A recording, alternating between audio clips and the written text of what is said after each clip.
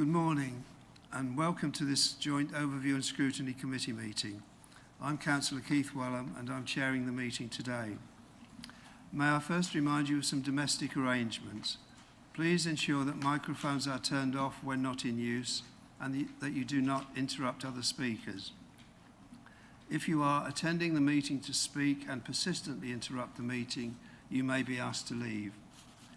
Please ensure that your mobile phones and laptops are on silent. Additionally, we will be using e-voting for this meeting on the modern.gov app. I would like to remind everyone present that this meeting will be broadcast live to the internet and will be capable of repeated viewing. The whole of the meeting will be filmed except where there are confidential or exempt items.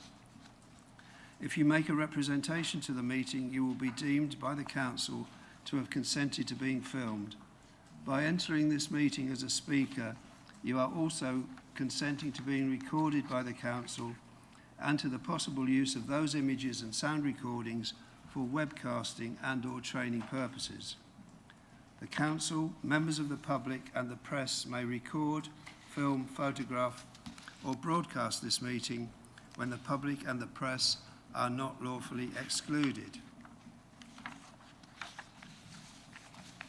So, attending today, we have the members of the committee here on my left. We also have officers, including the following: Philip Isbell, Chief Planning Officer; John Maudsley, Professional Lead, Digital Solutions; Gemma Walker, Area Planning Manager; and Julie Havard, Business Practice Manager in Development Management. And we have three witnesses, and Philip Isbell will introduce those three witnesses in due course, and they're here to answer our questions about their pre-app planning experience. We also have Deborah Fenton, Director of Housing; Justin King, Housing Needs and Standards Manager; and David Webber, Senior Environmental Health Officer. And in due course, we will be joined by Fiona Duhamel, Director for Economic Growth and Climate Change; Michelle Gordon, Corporate Manager for Economy and Business; and Claire Free, Economic Development Officer. We also have Jan Robinson, Corporate Manager for Law and Governance; Alicia Norman, Lead Officer for Overview and Scrutiny; Bethany Webb and Claire Philpott from Democratic Services Department. And we have some councillors present. At present we have Councillor Jan Osborne, Babergh Cabinet Member for Housing, and Lavinia Haddingham, Mid-Suffolk Cabinet Member for Housing. And I think I've included everybody. So can I move to the agenda, please? First of all, apologies for absence and substitutions, please. Thank you, Chair. We have apologies this morning from Councillor Melanie Barrett, and Councillor Simon Barrett is substituting. And we also have apologies from Councillor Caston. Thank you very much. Are there any declarations of interest, please?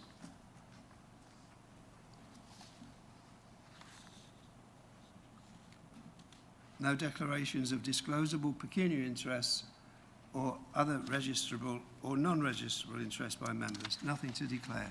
Thank you. Can we now turn to the minutes? Item 3 is to confirm the minutes of the joint meeting held on the 23rd of January 2023. Are there any comments on the accuracy of the minutes, please? If not, can I have a proposer that we accept? I have a proposer from Councillor Osborne, seconded by Councillor Muller. We will now conduct the electronic vote. Thank you, Chair. Members, that vote is now in progress.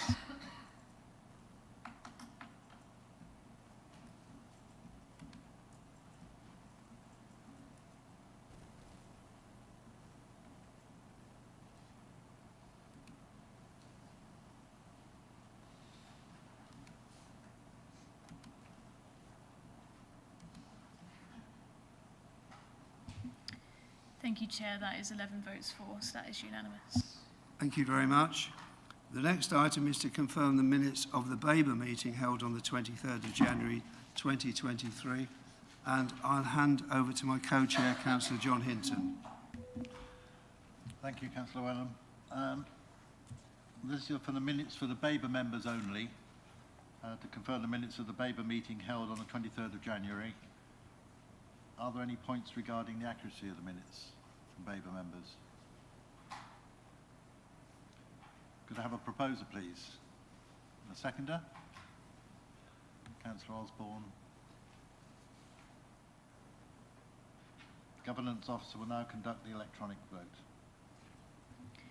Thank you, Chair. That vote is now in progress.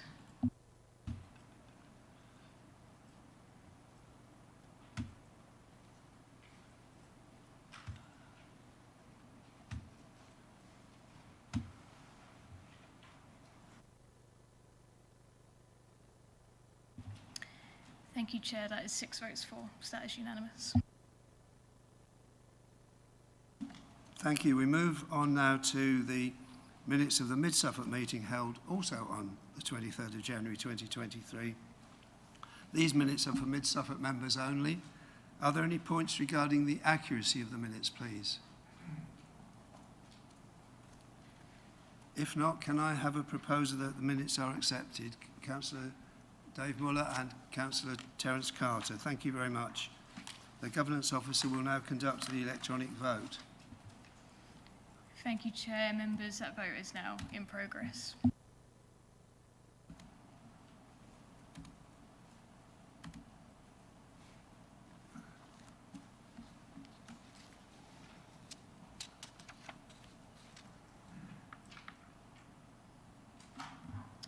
Thank you, Chair. That is 5 votes for, so that is unanimous.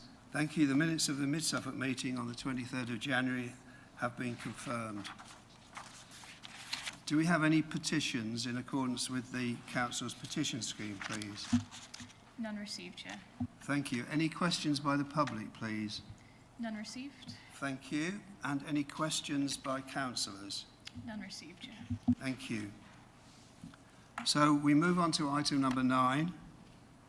This is the item JOS 2245. Are planning pre-application advice customers getting a valuable service? And I was expecting to invite one of the Cabinet members to introduce the report. Failing that, can I ask Phil Isbell to please to introduce the report? Thank you, Chairman. Witnesses. Thank you, Chairman. Good morning, members. The report details where our planning pre-application service has been surveyed, and that's been in operation since 2018. We commenced the pre-application service in its present charged format in 2017, and we've conducted an annual survey every year since that time, and I think members of this committee have been made aware of previous survey results in previous reports on that. And obviously the background papers contain the latest information around those surveys. We also included within the papers today the results of a survey of officers which we conducted this year and have not previously run.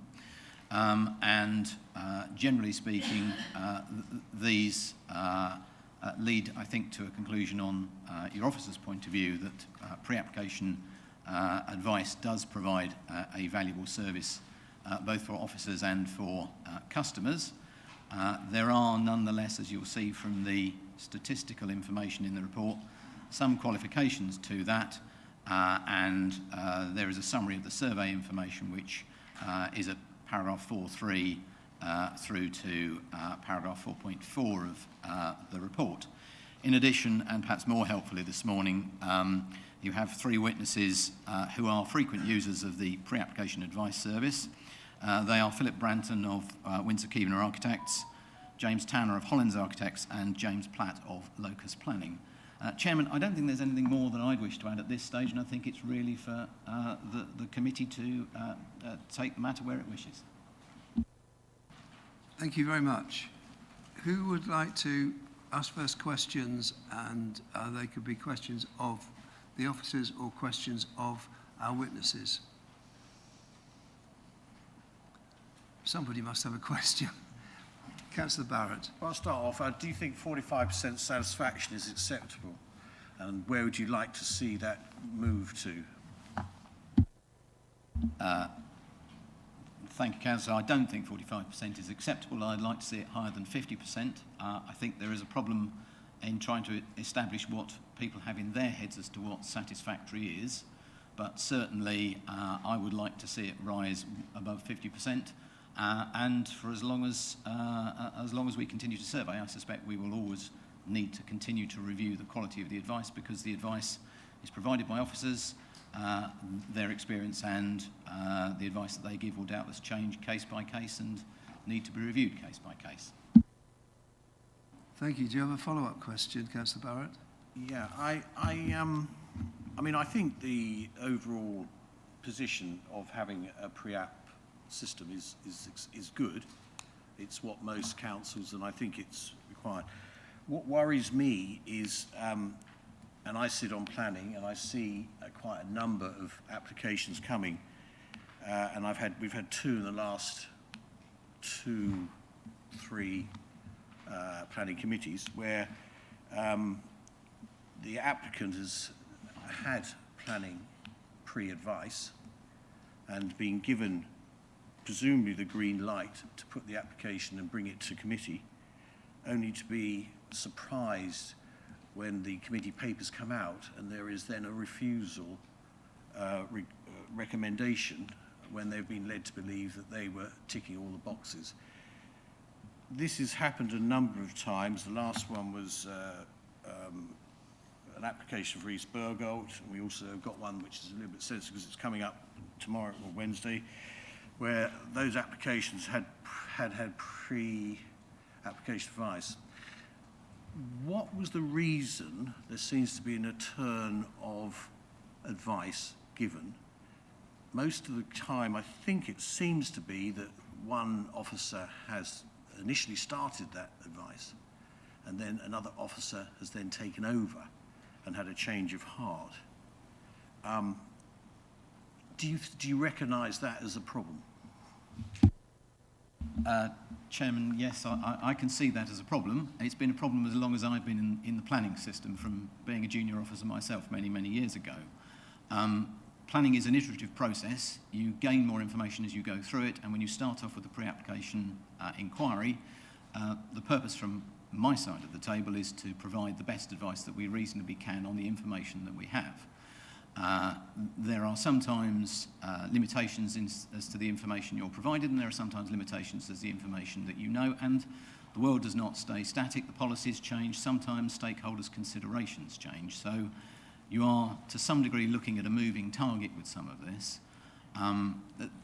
The question of the accuracy of the advice, if Officer A interprets and applies the policies to mean one thing, you would hope that the second officer will follow that line, and that's certainly my expectation. We can't, and have tried in the past, to ensure that officers, if you have a principle that an officer deals with a pre-app, they are logically the person who's best placed to deal with the application that follows. The volume of cases means that we haven't always been able to do that, and in terms of the specifics, because this can boil down to aggregate specifics, this is where we think introducing a more regular audit approach is the right way to do this, so that we selectively look at specific advice from officers on a more regular basis than we presently do, and look to establish whether that is effective and represents good advice. It doesn't always, it sometimes doesn't go to the detail of the issue, and to that extent, you know, there are sometimes challenges in the advice given, but planning inevitably, all of the advice we give comes on a without prejudice basis. The committee process cannot be a guarantee, and I believe most people accept across the country that pre-app advice is the best indication of where officers are likely to go, but it cannot be a promise of an outcome.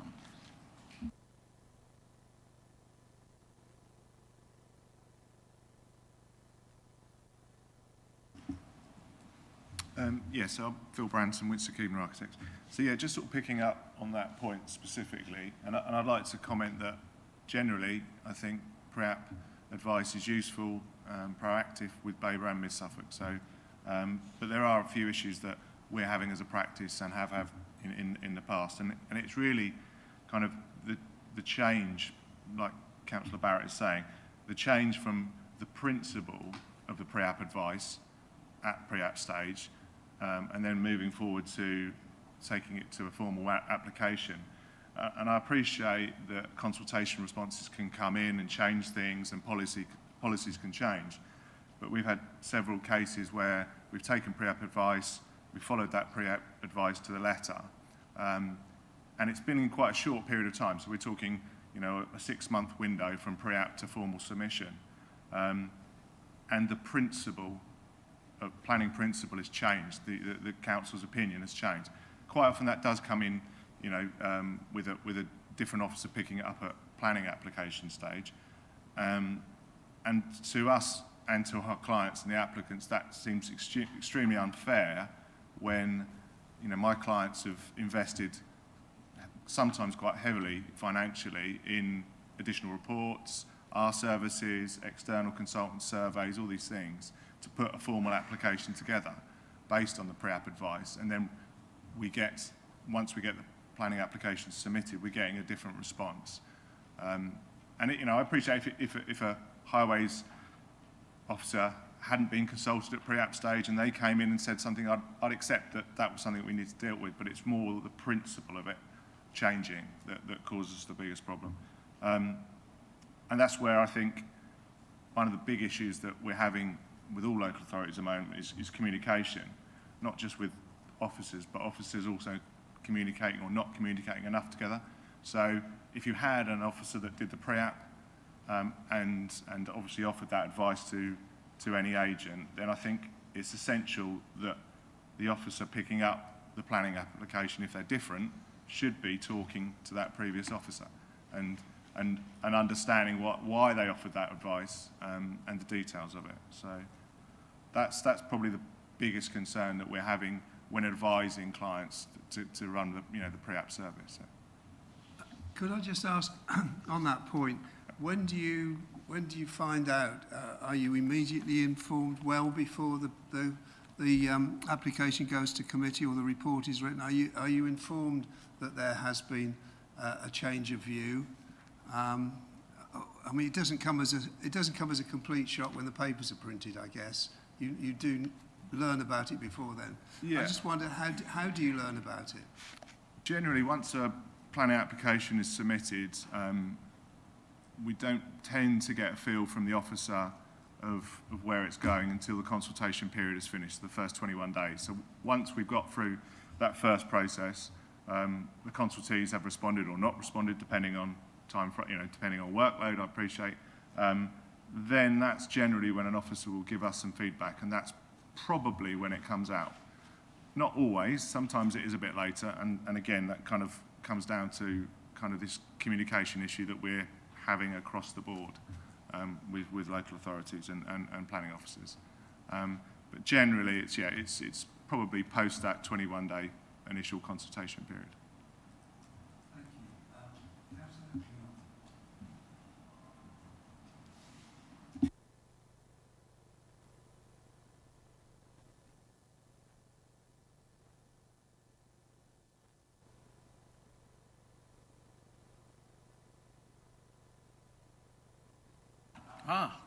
Brilliant. I'd like to ask Philip Isbell about his comment regarding the move from a pre-app to an app when the officers change, because whatever causes that situation. Because it seems to me that if one officer gives an opinion or a piece of advice, then for whatever reason disappears, and another officer takes over and decides that advice should be different, should that not be referred up the chain of command so that could be challenged before it goes back out to the applicant? Because clearly you're storing up a potential conflict there. I think you're right, you are storing up a potential issue. I think the important thing is to get the advice right first time. And I think that's about checking better over the quality of what's advised. So the way pre-app is issued if I as an officer write a piece of pre-application advice, that will be checked off by one of my senior team before it's dispatched. So there is a measure of checking of that advice, but I think clearly there's something that's not working in order to get to the situation where, as Mr. Branton describes, we have that change in opinion. I don't agree with the pre-app advice. I've arrived at a different conclusion. I don't know that there's a perfect solution for this, because there will always be some things that matter, and sometimes this is about the skills and experience of the junior officer who doesn't anticipate something that a senior officer might well foresee, and that then becomes a question of skill, experience and ability to anticipate problems that you can't even see within a pre-application advice request. So there's an opportunity to improve that for sure. I think because these cases are often so specific, that question of getting the best out of pre-app advice becomes a question of mentoring and support for the junior officer, so that, and this is something that I and my senior team are looking at, so that the junior officer is better supported to develop the thoroughness of their advice. I have in the past known situations where one officer disagrees with another just as a matter of principle, but these are often cases where you can take a view either way depending on how you want to weight the issues. But generally speaking, the purpose of and to get confidence in a pre-application service, you do need to be able to consistently handle things so that more times rather than fewer, your advice is reflected in the decision that's reached. And I think there are questions around this and how we achieve that, and it is something we need to look at. Thank you. Do you have a follow-up question? Or? Thanks, Chair. I think not so much a question, but I think really taking the point up that Mr. Isbell has made is that I think there needs to be more checks and balances, especially when opinion differs, because as the witness has pointed out, that can be quite costly from their point of view in terms of how they process it and take the application forward. So for me, I think one of the things that the planning team need to do is to ensure that there is a process by which, if there is a difference of opinion from one officer to the next, that someone higher up the chain can, if you like, adjudicate and make sure that, if the opinion is different, it's validly different, or if it isn't, then, go back to square one. Thank you. Councillor Dawson, please. Yes. One of the things I noted, and you might be able to clarify, is on the recommendations. I was slightly concerned reading that point 3.3 and 3.4 is about the development of management planning for the officers and developing a regular audit for timeliness, etc., for the officers. And then later on, in the summary, it sort of says room for improvement with the customer services. And 3.2 of one of the recommendations is the pre-application service is going to be left open. So it leaves me with, it seems we're concentrating on the officers and not the customer. And that might be the right way to go, I'm not quite sure. So that's, but should there not be, because otherwise what could happen here, the customer falls through the, never really perhaps has the opportunity to provide or given the opportunity to question or perhaps have a review if it's left open. Isbell.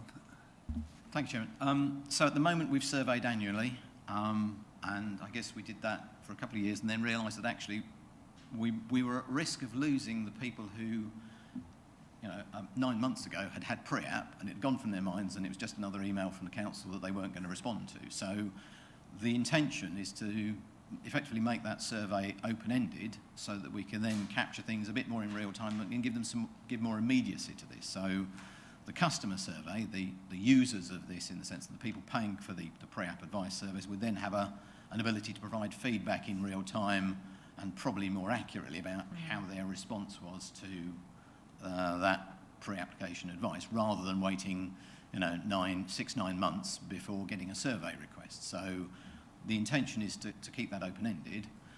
We've never previously surveyed officers for their view about the value of pre-app advice, and so our intention is to do that on an annual basis, just to see what we learn from that. And obviously, there are views in this report about that, and we don't have a way we can effectively measure the community's response to this, because clearly the whole purpose of providing charged pre-app is to provide something which achieves a more effective process, achieves a more efficient handling of a matter, so that in business terms agents and architects can get confidence that something is being handled appropriately and they know what they're going to get, the right first time idea, the certainty of outcome, no surprises. So can I just, does this mean the survey will continually annually with an open, or does it mean that the actual survey will not be regular? So, yeah, as Philip has mentioned, we have surveyed the customers annually for the previous year. That will continue. That would be the financial year. So we usually run it in June time, looking at the previous year, April to March. So we thought that it would be better to leave the survey open, to have a link at the bottom of the final report to say, please submit your feedback regarding how we did, and to have that continually running throughout the year. We could then look at a sample across whichever dates we want, because those responses would be date stamped. So instead of having to wait until the next survey, we would then take a sample at set points throughout the year to look at how we are doing. Thank you. Thank you. I wonder if one of our witnesses would like to comment on this before I go on to the next member of the committee about the timing of you giving feedback. Because it must come as a bit of out of the blue when it comes 8 months after you've had your pre-app advice. So yes, if you would, thank you. Yeah, thanks, Councillor Bulletin. Personally, I would say there is that kind of lead into it with the survey. I also find often it's an extreme. It's if you've had very good service, you find a reason to comment. If you've had very poor service, you might find a reason to comment. I think the survey, to be honest, as an agent, and I can only speak for myself, but it's another thing that is kind of a snapshot in time that we have to comment on and provide some input. I think if we had more of an ease of responding on a case-by-case basis, so we go through that pre-app process, if there's something that is quite quick and efficient to provide a kind of rating or a review at the end of that process, I think that would be far more beneficial as an agent. I think it also kind of can lead to dealing with each individual case. Often I think one poor case, should we say, throughout the year might inform that overall survey and give a sort of, I suppose, a very small kind of insight into the whole process, when actually having an opportunity to come on each individual case may provide, I suppose, something that's more useful. So yeah, I think moving away from an annual survey and something more relatable to each individual case that you submit as an agent would be preferable, from my point of view anyway. Thank you. I've got Councillor Scarf next, please. Thank you, Chair. Yeah, I mean, I'm interested in the dynamic between agents and architects and our planning officers. It seems that sometimes the information supplied for a pre-app maybe is not as full as it should be, and that's a comment that's one of the ones that's come back from the officers. So I'm interested in hearing from both sides, how much actual dialogue in a pre-app is there, backwards and forwards? Do our officers actually say, well, it would be useful if you'd provided the information on X, Y, and Z? You haven't. Can you? Is that enough dialogue? Because it seems to me one of the themes I'm picking up perhaps is, and I'm sure others are, communication needs to be improved all round, i.e. between officers and applicants, between officers and officers, etc., in order to get the best that we can out of the system. So perhaps you could give us an example. Do you think that works well? Do you think that the information that you give, is sufficient, etc.? Yeah, I might pick up on that. I think that's a very good point, Councillor Scarf, actually. And I think you have to understand that, we don't all work for huge developers. So sometimes the clients or the applicants are, sort of individuals where the cost of making an application can be quite prohibitive. So when we start the pre-app for sort of smaller schemes, we're looking at to establish the principle of whether development is acceptable without launching into full-scale sort of drawings and other information that I'm sure would be extremely useful at pre-app, but the applicant just doesn't want to pay it at that point till they can establish whether or not the principle of development is acceptable.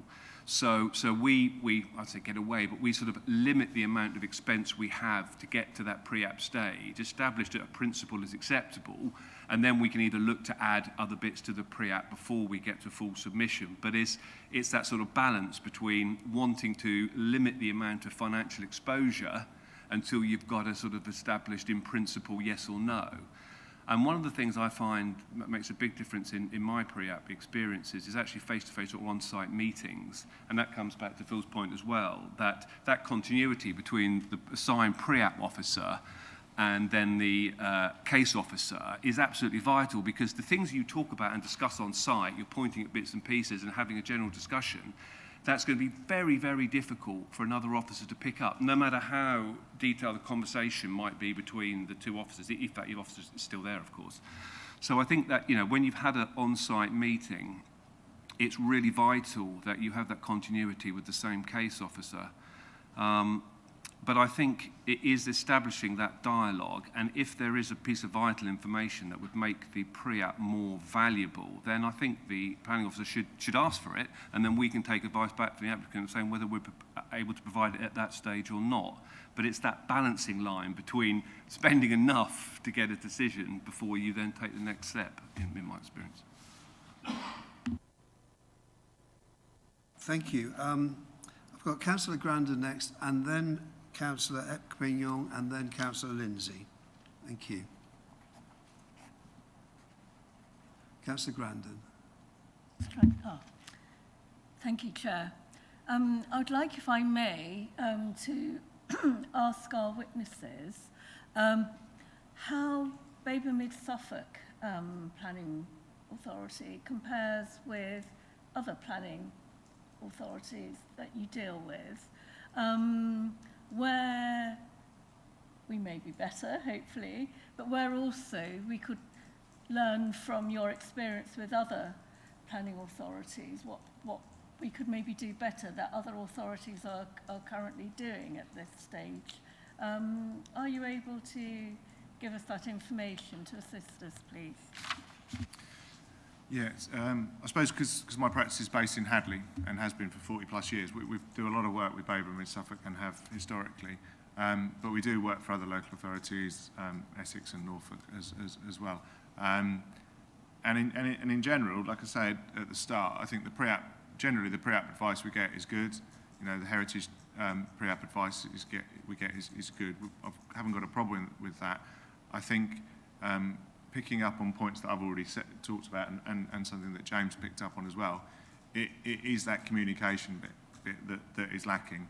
And I totally agree with what James says. If we were told by a case officer that an additional report would make this much more robust response, then we could take that back to our client and we say, look, let's invest in this because it's going to be worth it in the long run. The other thing is really going back to the communication piece and the ability to meet face to face. I've had experience very recently where we had a meeting set up that was going to be in a meeting room here at Devon House. Got an email back. There was no meeting rooms, so the Teams invite was sent through. I did respond, and we have got a meeting room now.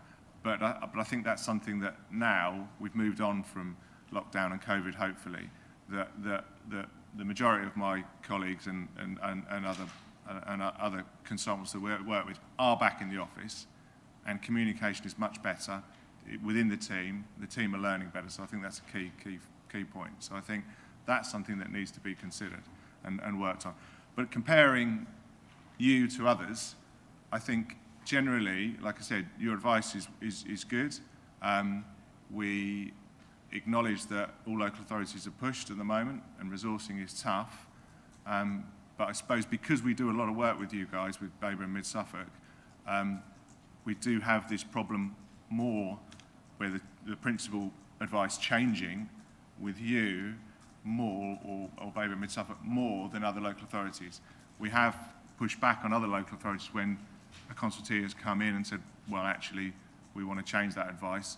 And we've pushed back and said, well, we did pre-app, we paid good money for it, and we've still got a result. So I think that's, you know, and I know I'm harping on the same point, but I think that's a key point for us. I would echo much of that as well, but I think one of the strengths of the Mid-Suffolk pre-application process is the ability to engage with the consultees as options, as add-ons to the pre-app advice, and that does work quite well. For example, if you do it East Suffolk, they don't have, as far as I'm aware still, they don't have a formal pre-app arrangement with the Highway Authority, so it's a bit haphazard as to how you approach highway pre-application advice in East Suffolk, whereas Mid-Suffolk, it's an add-on, it's a bolt-on. You pay for it, okay, it's an additional cost, but I don't mind that because you get a better response, and actually you can warn the client that it's coming and factor it in as part of the proposal to take that pre-application route forward. So I think that works quite well. I think some of the changes in the heart of applications often come from the consultees. It's one of our biggest problems and bugbears at the moment. We've got numbers of issues, I think, going on with the LLFA in particular, and out of the LLFA, it's the surface water flooding issues that are particularly difficult to get my head around at the moment. So I think it would be interesting to see how we could explore a slightly easier route to bring that into the pre-app process, so we can try and iron out some of those problems easier on. But I think, Phil, that consultee, dealing with consultees as part of the pre-app process, could evolve. It's not bad, and it works well, and it's better than some other local authorities, but I think, you know, we could look at a way to perhaps evolve that.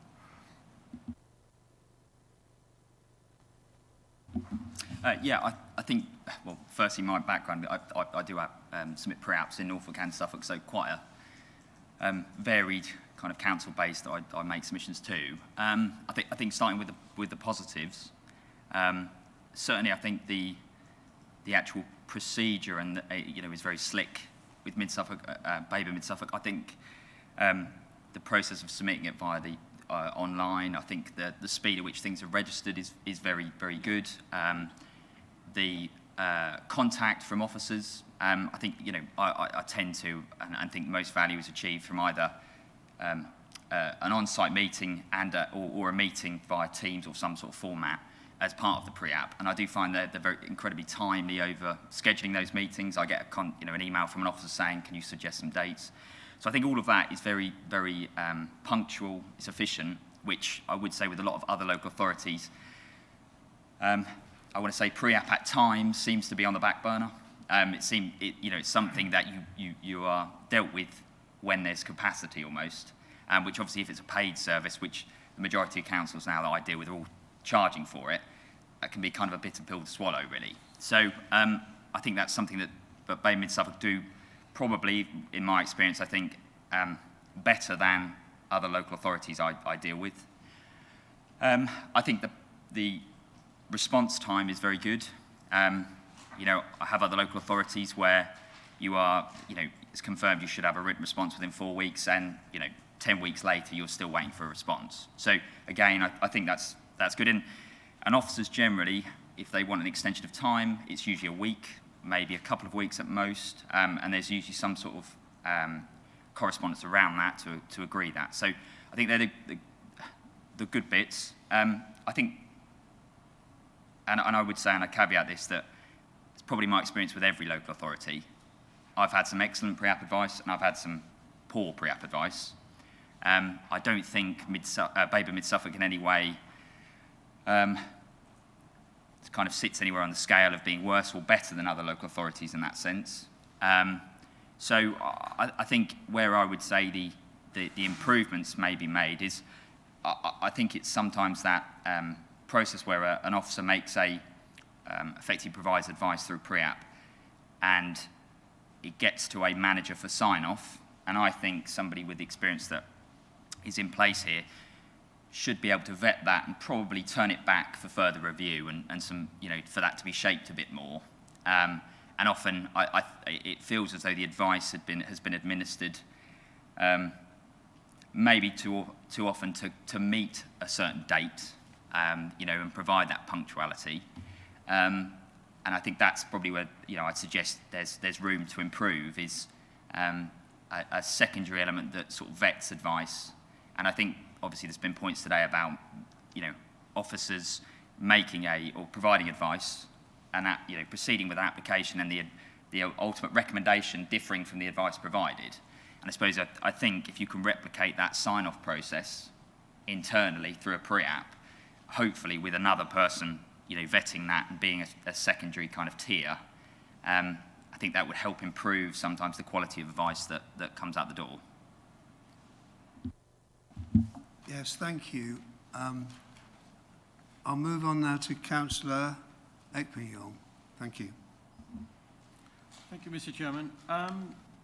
Well, it's heartening to hear from the witnesses that we are, in some respects, providing quite a good service. But I think if I look at section 4.3, we have 5 years' worth of results, and quite frankly, they're pretty average results. And I suspect there is a certain degree, as someone who's involved in my professional life with seeking customer opinion, a certain degree of customer fatigue here, I would suggest, with these responses. And I think one of the key things from reviewing service with customers is actually what are you going to do about it to make it better?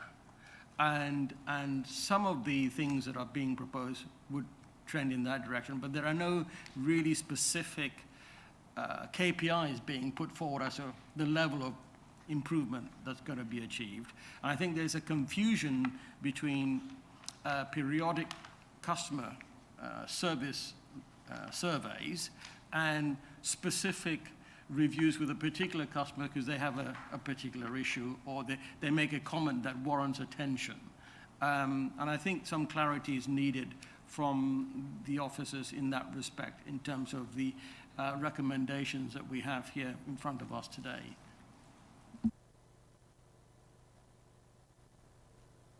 I'm not quite sure what the question was there, Councillor Ekpenyong. Is there a question there that you're directing towards? Well, I need Mr. to Ismail? understand, Mr. Chairman, what are the KPIs that this pre-app service is going to seek to achieve, for one, and two, what is going to be the mechanism for actually responding to customers to show them that they have made improvements to the service?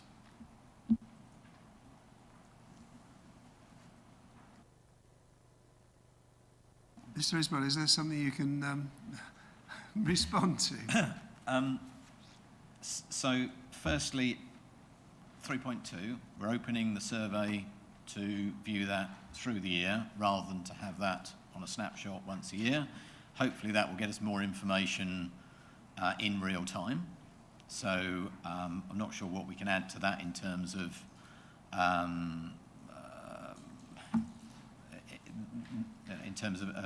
a recommendation to this committee. In terms of an annual survey, I think the same kind of customer fatigue would apply to planning officers if we surveyed them over every case. Because you might find you'd end up with the same kind of points about this pre-app didn't provide that information, the other one did. So I think, from my perspective, an annual survey of planning officers is enough to gain a measure of how things are going. In terms of audit, we have been undertaking audit and review of the timeliness of these things so that we have some objectivity to it rather than by the individuals preparing the advice or signing them off. That is a model that we're looking to develop and to do that monthly at the moment. It doesn't say it in this report, but that's the intention. I myself would expect to get involved in that, and the assistant director is also hoping to get involved in that, but that becomes a question of diary management. And so that question of audit is one thing. In the middle of this, though, is the quality of the advice that's provided and the reaction to it, which, if you don't get the advice you like, might lead to the response that you get in terms of this. So I'm a little cautious that responding to customer surveys of this nature, the planning application process has to judge applications fairly. This advice is given without prejudice. It has to be. It cannot be otherwise. And so we're always going to be stuck on the horns of there may be things which lead to a different result. I don't have a recommendation for committee in terms of particular KPIs around the survey responses, and indeed these are a picture over a period of years, which I think is useful, but in changing the time frame in which those surveys are undertaken, we'll end up at a different point. So that question of what is good value is going to be very, very personal and subjective to the experience an individual has. And what matters to me in providing pre-application advice, most of all, is the behaviours of the officers in delivering the advice. As you will know, and I've probably said in other forums, Babergh Mid Suffolk struggles to recruit planning officers at experienced grades, and that's a recognised factor.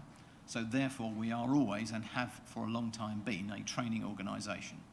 That does not mean one can provide a perfect service, and one must put the energy into ensuring that the advice given is quality and is effective. And to that extent, I think it's difficult for me to give you a specific KPI as I sit here on the floor being asked the question by Councillor Epignon. You know, I would ideally like to be able to put some metric to it, but I'm not sure I can actually suggest a metric as I sit here. Well, thank you for that. Yeah, I mean, it may be something that you can think out of after the meeting, but we could make a recommendation that that's something that officers considered, but we can't put you on the spot pointer. I think the thing is, I mean, if you look at this, quality in government terms is entirely about whether you've agreed with government looked at in retrospect. So this is about value but not quality. I think I'm interested in quality, but not in the terms that national government is interested in. So that question of how we measure quality in a statistical sense, given Councillor Epignon's experience, I'd welcome advice as to how to achieve that, because I think it's a difficult problem to get to the bottom of. We undertake a regular client-side panel at which Mr Branson, Mr Tanner and Mr Platt attend, and they've been very polite about the service this morning, and that's kind of them but not necessary. From my point of view, there is feedback that we need, and that is one vehicle available to agents, which is nothing to do with these surveys. We undertake that quarterly. There's a combination of things that are available here as routes to improve dialogue. Communication, I think, is a behavioural thing on the part of officers to improve how they have dialogue with applicants. But we're also into training, because ultimately a lot of what I see are officers who do not like delivering bad news. And if they've delivered advice that is positive, and then they realise they've made a mistake and missed something, which does happen, we are into the territory of how do they deal with that? And this becomes awkward and uncomfortable. I would rather that officers developed advice which is straight, plain, and gives the client, gives the customer some sense of risk. There will always be risk. Councillors at committee represent a risk to that. But between us, we can probably say this is more risky, that is less risky. If you do not provide information on item A or B, there will be more risk. But the metric for it, I think, is, well, lies, damn knives and statistics are potentially a risk for us. Thank you. Next on my list is Councillor Lindsay, please, and then Councillor Carter. Thanks, Chair. There was a couple of, looking at the comments from officers, there was a couple of comments about the amount of time it took them to do pre-apps. And I just wondered if there is a solution to that. The comments I'm particularly looking at, there's one Yeah, point 4.6.5 on page 28. The third item there, in terms of resources, there is frustration that more officer time is spent on straightforward proposals than is needed, whereas proposals that need the time and energy putting into them are not given the attention they need. And then somewhere else, we've got the comment that, I'm just trying to find where it is.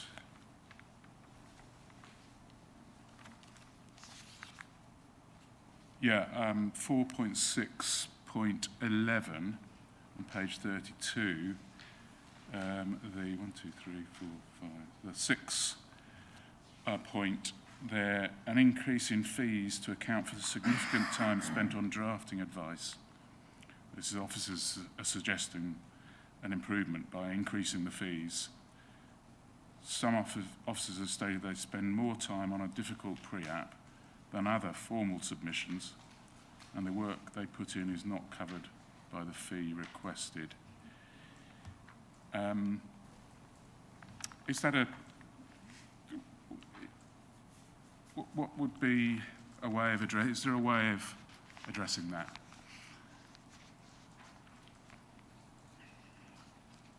Yeah, go for it. Thank you. Thank you, Chair.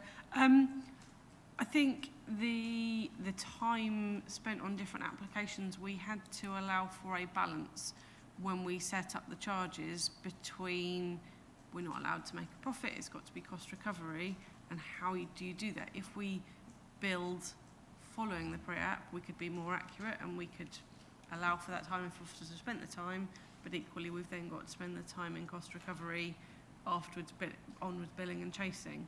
So there was a judgment at the time that this came in about how to do that. So there is always going to be a degree of accuracy in what we're charging versus the time. I think we do allow for a reasonable amount of time. We've been looking at that fairly recently, is how long does it take compared to the costs. So I would like to hope it's relatively accurate. There'll always be at that degree.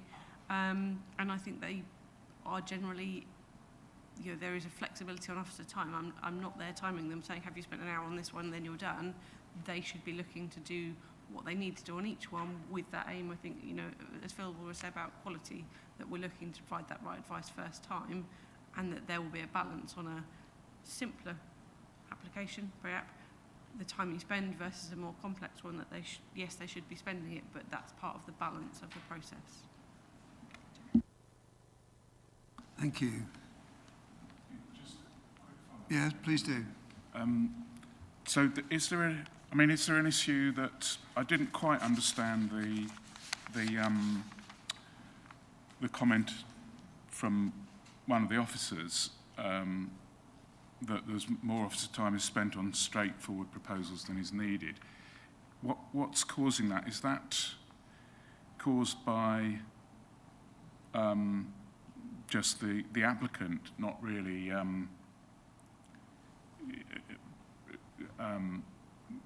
knowing the ropes and not you know, giving enough information, or what's causing this frustration that officers are actually needing to spend more time, they feel, on a straightforward, something that should be just almost yes or no, I presume. What's causing that? I think there's a degree whereby they do have to fill in the written version, and we try and provide as much information as possible, so there'll always be a degree where you have got to spend a certain amount of time filling that in, regardless of whether it's something very small or something very big, and there's probably not a lot of difference in time to run through the policies, fill them in, run through the plans, fill them in so that the system runs appropriately. So that possibly is part of that frustration, but probably difficult for us to change that. We probably all would want the policies there listed and available for people, so the officer has got to input that. And that can add to the time in the process. Equally, there is that level of information provided, and as you say, people's experience with the planning system. So if somebody's given us all of the plans for some extensions, that we could spend quite a amount of time on, because you've got plans, you've got details, and you can, you want to explain that to give people the most possible help, compared to a big scheme. Either you haven't got much information, so you might not have as much to say, or you've got a lot of information, there's even more to say. So it can be that difference of the customer and what they might need in order to get across the line, and what we can offer, but also the process and the background that's needed to make that run. Thank you. Councillor Carter. Thank you. Start with, I'd very much like to Officer Isabel's comment about risk, putting down risk and thing. I wanted to ask about the survey and how it's currently done and how it would be. Is it currently offered as a case by case? Is it regards cases, or is it given to developers over applications made over the case of a year? Is it recorded how many blank responses we get if they don't respond, or if they have responded, whether or not the application was positive or negative, whether or not they got the initial feedback in favour of the development, or whether initial advice was initially in favour then declined, or whether or not it was straight flat no from the start. Because is it a case of where the application is made and expected to be green lighted and is being declined as surprise? So how are we numbering, how are we registering the feedback we get regards to the applications if they get? How can we tell if there's a large number of negatives because it didn't go in the way the applicant wanted, or how many positives we get if it went really well? Is there an in-between period where they're not going to bother responding? It's human nature to be rather irked and feedback negatively rather than get all the positives. And I did wonder as well, is the issues that we've heard, is it all from officers, where it's come from officers, where it's been positive to start, and then when it's turned down by or goes against the thing, is it solely irked by the officers, or is some of it from when it goes to committee and to be councillors, because degrees of risk, when officers have to go by planning rules and planning things, whereas the councillors are there to look for the actual area of application is going to, isn't it to be expected if it doesn't go to plan, or maybe it's not been, the officers aren't going to be aware of what the councillor of the area is going to be looking for? So how is that being surveyed? Is that some of the degree of negativity? I don't know how. If they made sense in my head before I opened my mouth, so I hope some of that made sense. I think, were you asking if there's some correlation between the negative comments from the pre-app people and a refusal, whether it be a refusal by an officer, as many of these many cases are determined by an officer, or whether your biggest concern is around an officer recommending approval and the committee resolving to turn down the application. Is there any correlation between the comments that those who are answered the survey and the final outcome? Is that the sort of thing you were asking? That's one of them. Right. Can anybody tackle that? John? So the survey, it doesn't ask about the outcome of the pre-app that they've received. So when we send it out, the survey out, it does not say, did you receive a positive, neutral or negative response? The survey is anonymous as well, so it doesn't, we can't identify which case relates to which comment. That could be something that we could change with the ongoing survey, as well as asking the question about specific case references. Then we could tie it to the outcome. We could then tie it to the officer that delivered the pre-app versus the formal case. We could add those parts into the new ongoing survey. In terms of a correlation. We did do some work in late 2019-2020 where we looked at the outcome of the pre-app versus the formal submission that followed and whether there was a correlation between the two. And at that time there was a 95% correlation between what we said at pre-app versus what the final outcome at the formal decision was. We also looked at negative comments, negative outcomes in the pre-app versus a positive grant of decision, so that the person that had the pre-app had taken on board what we had said and ultimately got a grant of decision at the end of an approval. So that has been done previously, that it's a few years old. Again, we could look at that in our audit to see if there's a correlation between what we are saying versus the formal outcome. And again, we could add the specifics into the ongoing survey to find out which case we are referring to, which officer dealt with that case. And also by doing that, you would increase your sample size because you're asking more people to fill in a survey. And hopefully you'd increase your response rate, so you'd have more people filling in the survey. You'd have a larger sample size, and by having an ongoing survey, it would reduce the primacy and recency effect, where you only remember stuff at the beginning or the end, but we're capturing everything through the whole journey across the year. I hope that's... Yeah, that's helpful, thank you. Councillor Barrett, you've got another question, I believe. Yeah, the moment's past, Keith. I wanted to jump in earlier, but it's, I think we've covered that, so I don't want to go. Thank you. Councillor Osborne. Yes, thank you, Mr. Chairman. Very interested in the responses on questions 15 and 17. And I would just like to ask, do we gauge our responses with other district councils? And would you consider it helpful to do so? And does it give any benefit to our, to our agents and applicants? Thank you.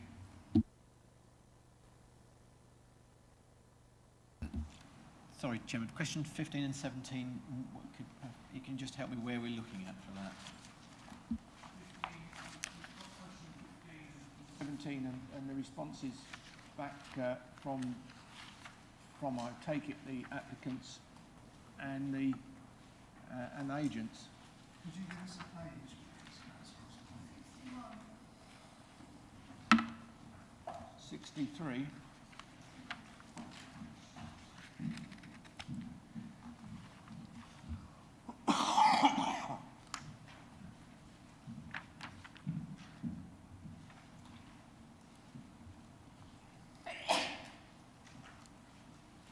And now I'll just, apologies, Councillor Osborne, perhaps you can repeat the question now I know what the reference is. Apologies. Well, as I say, I've looked through that and I found it a very interesting reply or response.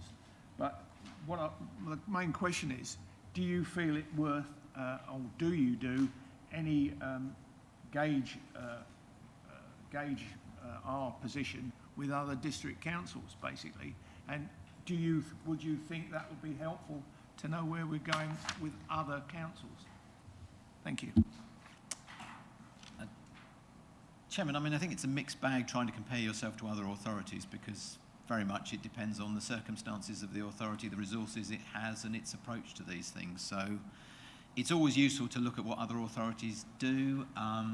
For instance, we've looked at some of the work that Haringey have done around their charging circumstance, because that's available online.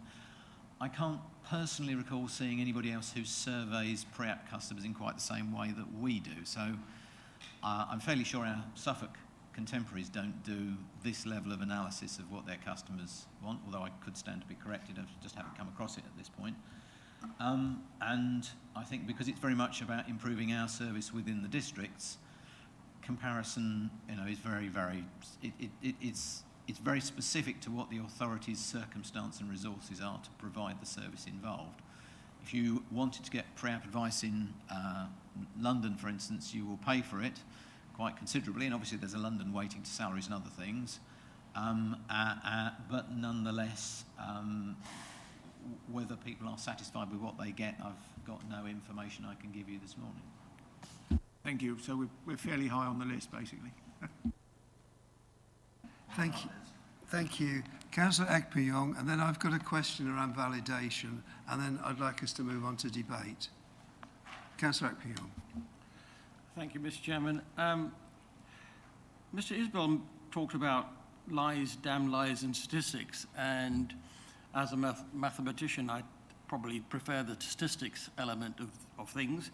And if I look at 4.3.2 versus 4.3.3, then on average, it would appear that customers are saying that the advice on heritage is much better value than the advice on everything else. I mean, if you look at the numbers, an average of 60% for heritage and an average of 43% for everything else or other things. So why is that? Why is the advice so much better for heritage compared to the general advice? That's a very interesting question, Councillor Evan-Young. I've certainly met agents who would say that's completely untrue. And their personal experience is that actually that isn't what they react to as how pre-app works for them. Typically, heritage is very much site-specific. You need to be looking at, prodding the building, poking it, seeing the features of it to get to that advice. And possibly this gets back to the point that the witnesses have talked about in relation to face-to-face meetings. But they are obviously a charged feature. It takes time to send officers out on site to do these things. And if we have the situation where case officer A deals with a case and sees the site on the ground, and then case officer B picks it up because case officer A has a full workload, we have a degree of problem there in the sense that the knowledge of case officer A isn't naturally imported into case officer B.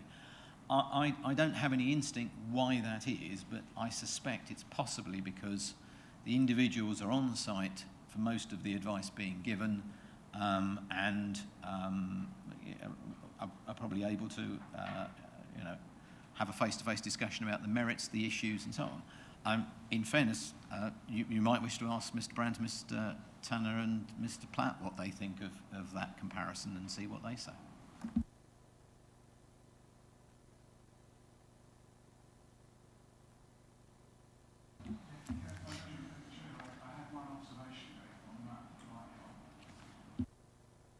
Because I did, like you, I spotted the sort of, it seemed to be way out of whack with all the others, but I think there's a function of sample size here. If there's only that to me, that fluctuation, 73% in 2018, down to 43% in 2019, up to 65 in 2020. But, you only need two people. There's probably fewer people commenting on heritage than there is on the other aspects, because fewer people actually need pre-apps with heritage. So you only need a couple of people to change, to give a negative response, and it goes down 10%. So I think that's probably the biggest factor in this. Thank you. So, would an officer like to respond, yeah, Mr. Platt, thank you. Yeah, no problem. I suppose it's broadly linked to the question. I think it's very difficult as an agent, and this is what I have some level of sympathy for, is the survey in itself. I think we recognise, and the feedback we have with our clients, their view of pre-app and actually planning process as a whole is often interlinked with the decision. So if you get what you want, i.e. you get an approval or positive pre-app, very much clients will often be very, I suppose, be positive about that process. So I think it is very difficult, and how you achieve that. That's not for me to answer. But separating out almost the quality of service versus the outcome, i.e. what the advice is very difficult. I think as agents we have to try and be fair and balanced enough to assess the advice. Our opinion may differ to the advice we have, and think about whether it represents, I suppose, value for money, and its quality, and it meets certain requirements or things that we expect. So my view would be is if I was to ask some of my clients to complete the survey, I think ultimately, whether the response or pre-app response they had was positive would, in my view, highly affect how they would respond to the survey. So I think that's very difficult to try to separate the two out and have people almost be impartial in completing that survey. So I do have, sympathy with that. I think they're moving to the heritage side of things. Personally, I suppose I don't feel as though the heritage advice that I've had in the past is exemplary, or, I think it has the same, or I would voice the same concerns that I have today around, quality advice being wide-ranging. Sometimes it's good, sometimes it's bad. I think I would offer the same, that actually that advice can very often be delivered in a timely manner, so that's a positive. Whether it's to do with, and I know that, somebody who was a property owner, a friend of mine, sought some pre-app advice around a satellite dish on his property from Heritage. So I think it's this idea that maybe Heritage is quite, the uptake of pre-app at a sort of householder level for Heritage services, in my experience, anecdotally, is quite high.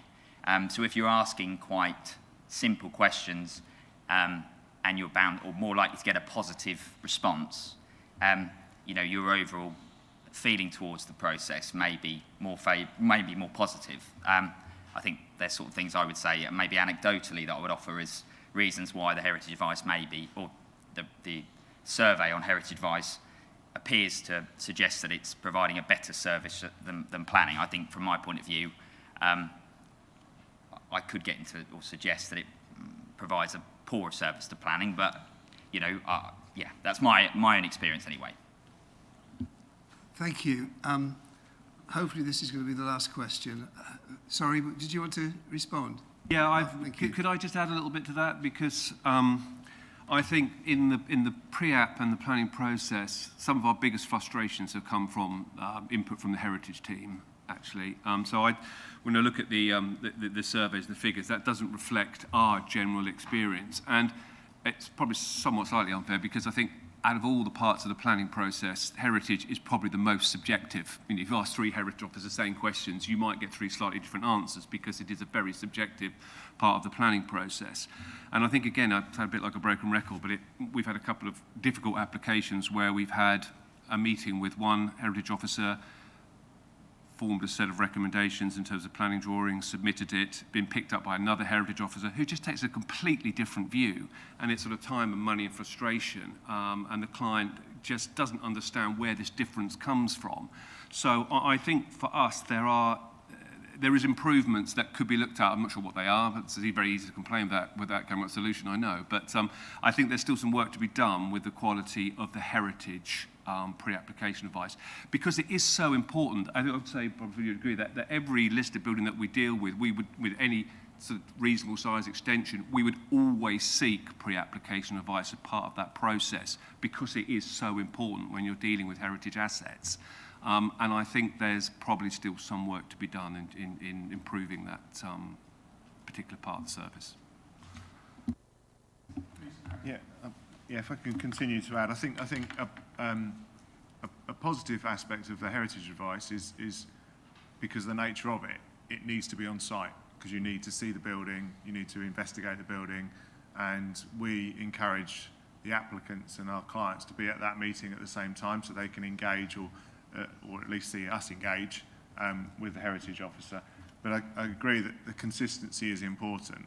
But this kind of leads back to a couple of other points that were mentioned earlier on, and where we were saying that the pre-app advice maybe is suffering when we're dealing with less senior officers. And also Phil mentioned earlier on that you acknowledge that you are, training your staff internally. You haven't got a large influx of senior planners and heritage officers coming in, and you're having to internally train them. And this is where we, as a practice, and probably other practices as well, don't quite understand how you can do that training when the majority of your officers, the majority of the time, are working remotely. We have a flexible system. I've got an office of 23 guys. We've got a flexible system within the office, so we do some hybrid working. But all our junior staff are in 5 days a week, because that's how they learn, that's how they absorb. And if you've got a junior or less senior officer sitting at home and working, and without that backup and that knowledge, from all their senior counterparts, how can they learn? How can they provide quality advice? How can they do that without that support? And that's where I think this going back to this lack of communication, because there isn't the confidence there. There isn't the confidence there to provide that information, to pick up the phone, to talk to agents, which is what we're talking about here. And for us, communication is one of our core values in our practice, and something that I think our clients recognise is so important. Yeah, thank you very much. Can I just ask a question around validation of the pre-app? So as I understand it, the application for pre-app is made online, and then presumably is there a can I call them a validation officer who's checking that? So the validation is not carried out by the case officer for the pre-app, it's carried out by somebody who's experienced in looking at pre-app applications, because there is a suggestion, well, more than a suggestion, there are points in the paper about that there's not always all the information that the validation officer thinks should be there. And then there's the question that's raised in there, should the validation officer contact internal consultees? And there's also, and perhaps I can direct this at our witnesses, there isn't currently a list or a checklist, or should there be? Would you benefit if there was a checklist? And could you have a checklist when you've got such a variety of different sizes of types of application? If I pick that up, yeah, I think like James said earlier on, it's tricky for us to advise a client to spend, money on a whole ream of reports, surveys, designs at that early stage until they have an understanding of whether this is going to be a successful application or proposal. But I think at the stage when we engage with pre-app, then to have some feedback at that stage to say, well, look, like I said earlier on, if you provide this report, if we cover this, this issue out, we can provide a more robust response. And that may be post the written response we receive, and it may be that we say, well, maybe you can offer more of an open service, like some local authorities do, where you say, right, here's the written response, but if you come back to me on this point and this point, we will keep it open, and we will give you that further response before you go to the formal application. Yeah, I would be reluctant to see a hardened validation list for pre-application submissions. I mean, obviously you need a site plan and you need some basic information, but I think if there was anything that was vital to giving a robust response, I'd like to feel, again, it comes down to communication and the officer saying, I can provide you a response based on what you've given, but to really tackle this difficult issue of X, if you were to provide more information, we could give you a more robust response. But I would be reluctant to sort of fight with the validation team about getting things over the line to start the pre-application response, because they're so wide and so varied, and often it's establishing this principle whilst limiting the applicant's risk exposure to financial expenditure. I think it's probably on a similar foot, really, but I think there's a point here about ownership as agents. Ultimately, if you're providing a certain level of information, you have to reflect on the response you're going to get as a result of that. And I think we're always trying to balance or tread a tightrope between committing a client to significant kind of upfront cost, and that often the pre-app process, in my view, can be used or comes into its own when you're trying to establish the principle and almost de-risk something for a client. So you want to provide a level of information that will allow the officer to engage with the key issues, provide you with some advice and tackle those, what you see as key issues.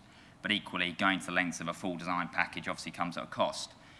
So I think my personal feeling with it is at the moment, the validation criteria, what you have to submit, I think successfully treads that line really and is on the right side, where we can go through a pre-app process, justify a cost to a client, you know, the level of information that's required, and we're not required to enter into a kind of significant cost, shall we say. And I think to move it any further then makes it, I think inevitably brings about a risk that it becomes difficult to justify for a client. So personally, I don't think there's any failing in the service at the moment on its validation requirements. I think it does give flexibility and allows things to be open. And I think agents, really, we should reflect on the fact, you know, if we're wanting design comments and quite frankly we've provided an illustrative layout and haven't given any elevations, well, that's on us and the advice we give to our clients rather than the officer. Thank you. Would one of the officers like to say a few words on this topic? Thank you. Yeah, it's just we don't just have agents submitting pre-application advice. So we're trying to deliver the service to quite a wide range of people. So it might just be the initial thought that somebody wants to put an extension on their property, or it might be a much more detailed scheme where agents and technical specialists are involved as well. So it's providing that sort of balance between all customers, I suppose. Quite a lot of the fees that are paid are delegated by agents to applicants to pay. So sometimes there's a little bit of a delay when we're registering applications. So when we talk about applications being invalid at pre-application stage, it's sometimes because the fee hasn't been paid, and that's literally all that's wrong with it. We are looking at having a site plan because all our applications are plotted spatially, so we do need the minimum of a site plan showing the exact site and people's interpretation about what they're going to put on that site.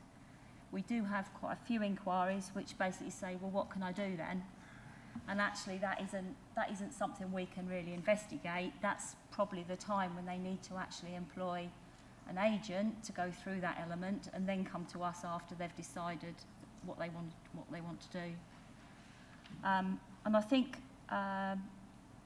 we could be better on the communication. I think we're looking at, we're understanding the process a lot more now. It's not have the pre-app, here's the answer, go away, come back, submit your application.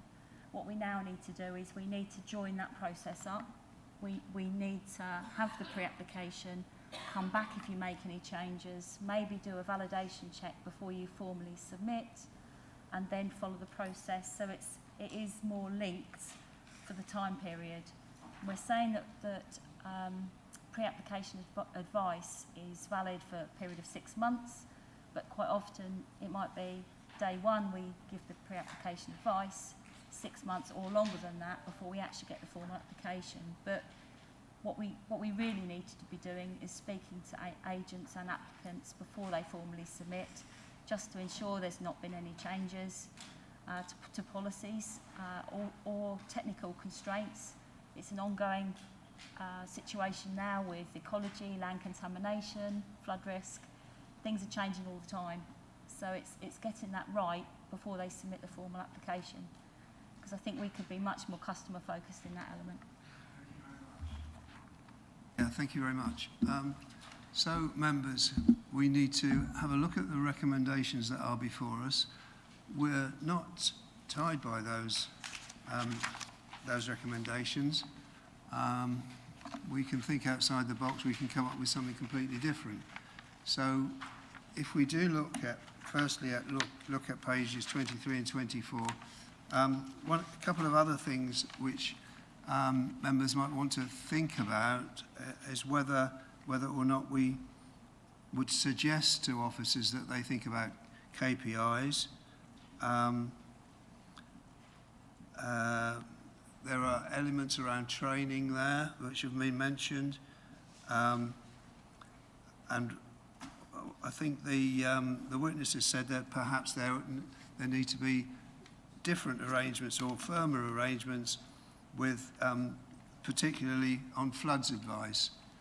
And also there was the point made that it would be best perhaps if a senior planner signed off the pre-app advice. And we've also had the thing about it's no good somebody sitting in a silo hoping that they're going to get trained at home, looking at a laptop. There needs to be a lot more working together than that would suggest. So, anybody got any debate or any suggestions for recommendations, Councillor Barrett?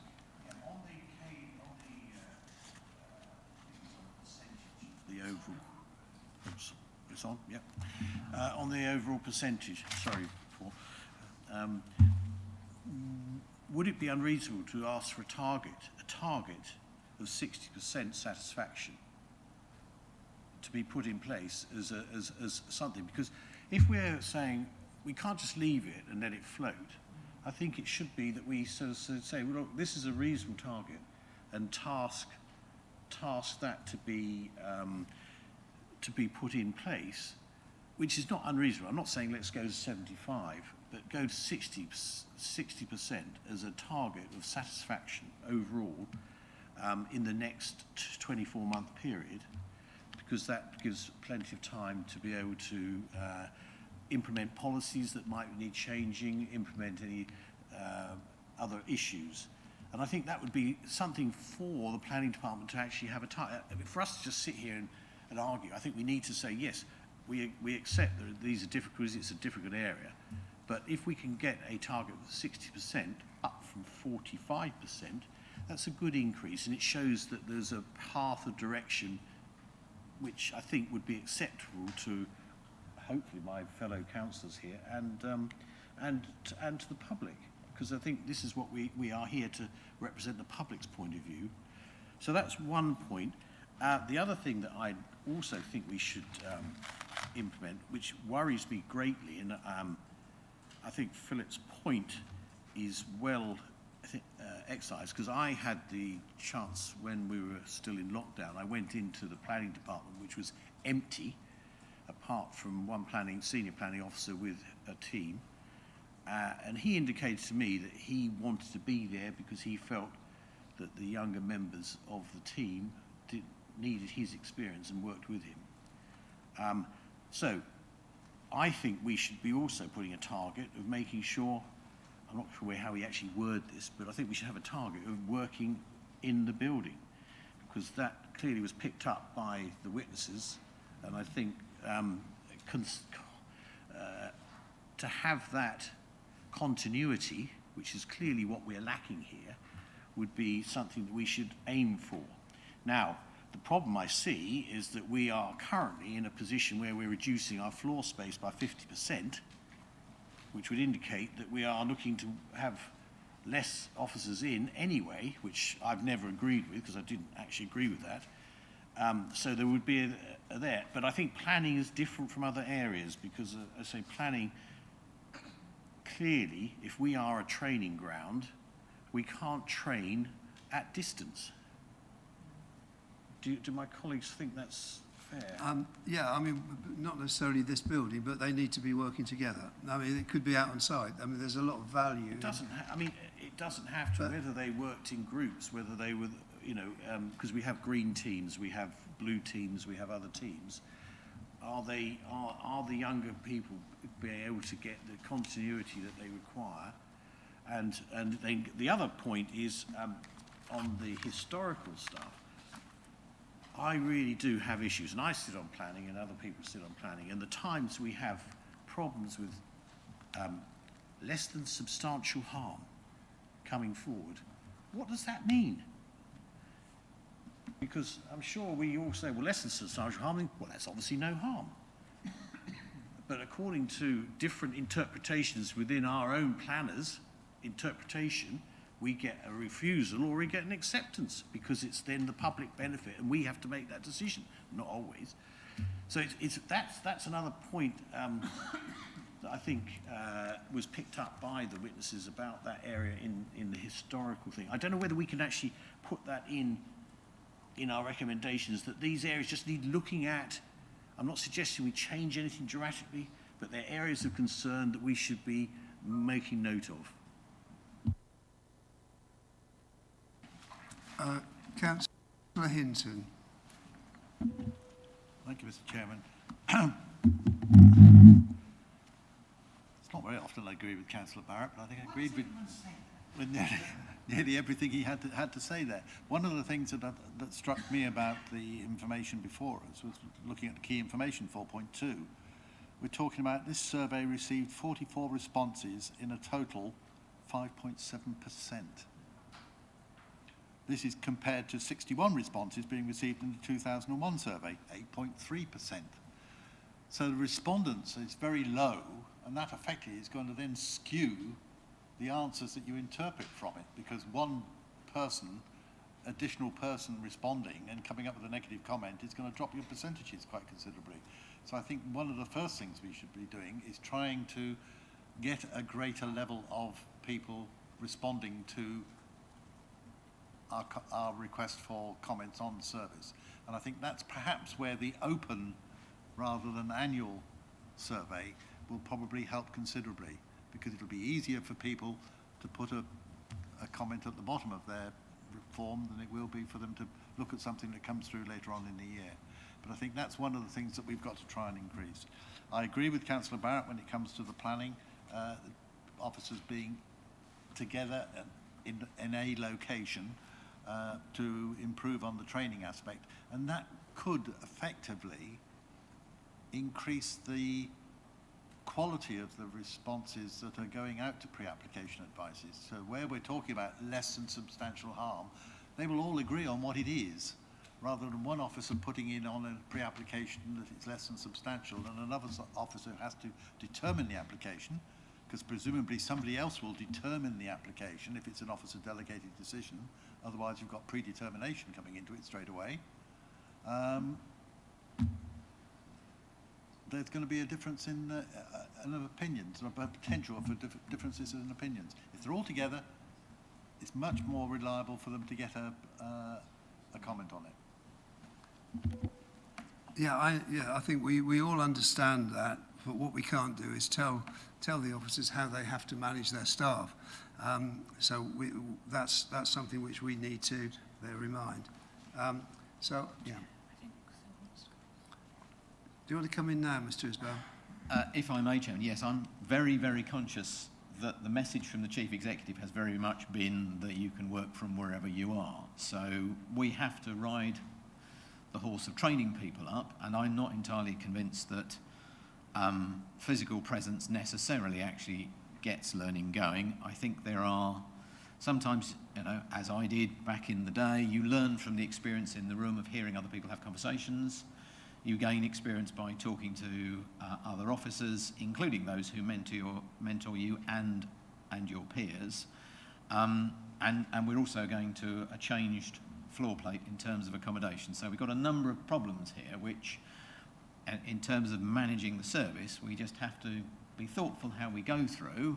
I think the point about some officers might prefer to be in together, actually, consolidating the space can actually be very distracting for officers, and they don't get work done. So there are productivity questions that happen where you have activity around you. There are learning points that happen when you have other people's experience that you can see and gain from. I recognise what's being described by Councillor Barrett, Councillor Hinton. I think the how we do this to make sure we are consistent with what the Chief Executive's saying about having to attend anywhere, which has been a very clear message through his briefings to officers. I think we do need to be a little thoughtful how we go through that, but I understand the training point, and the important thing is that people learn from experience by being present with others in some location, and I understand that. I'm not quite sure how to actually deliver that. Right, I've got lots of hands up. Councillor Lindsay was next. No, sorry, Councillor Grandon was next, then Councillor Lindsay, and then Councillor Muller. Have I got any other hands? Right, Councillor Epingham. So, Councillor Grandon, please. Thank you, Mr. Chairman. Well, I suppose on this isn't the main area I was planning to talk on, but I suppose on the working from home versus working from the building point of view, most offices now have a core days routine where staff are expected to be in on certain core days, and then most people are in, you know, Tuesday, Wednesday, Thursday or whatever. So that's how most offices, certainly in London, seem to work now, and my children's offices work. So that would be quite an easy solution to form a compromise there.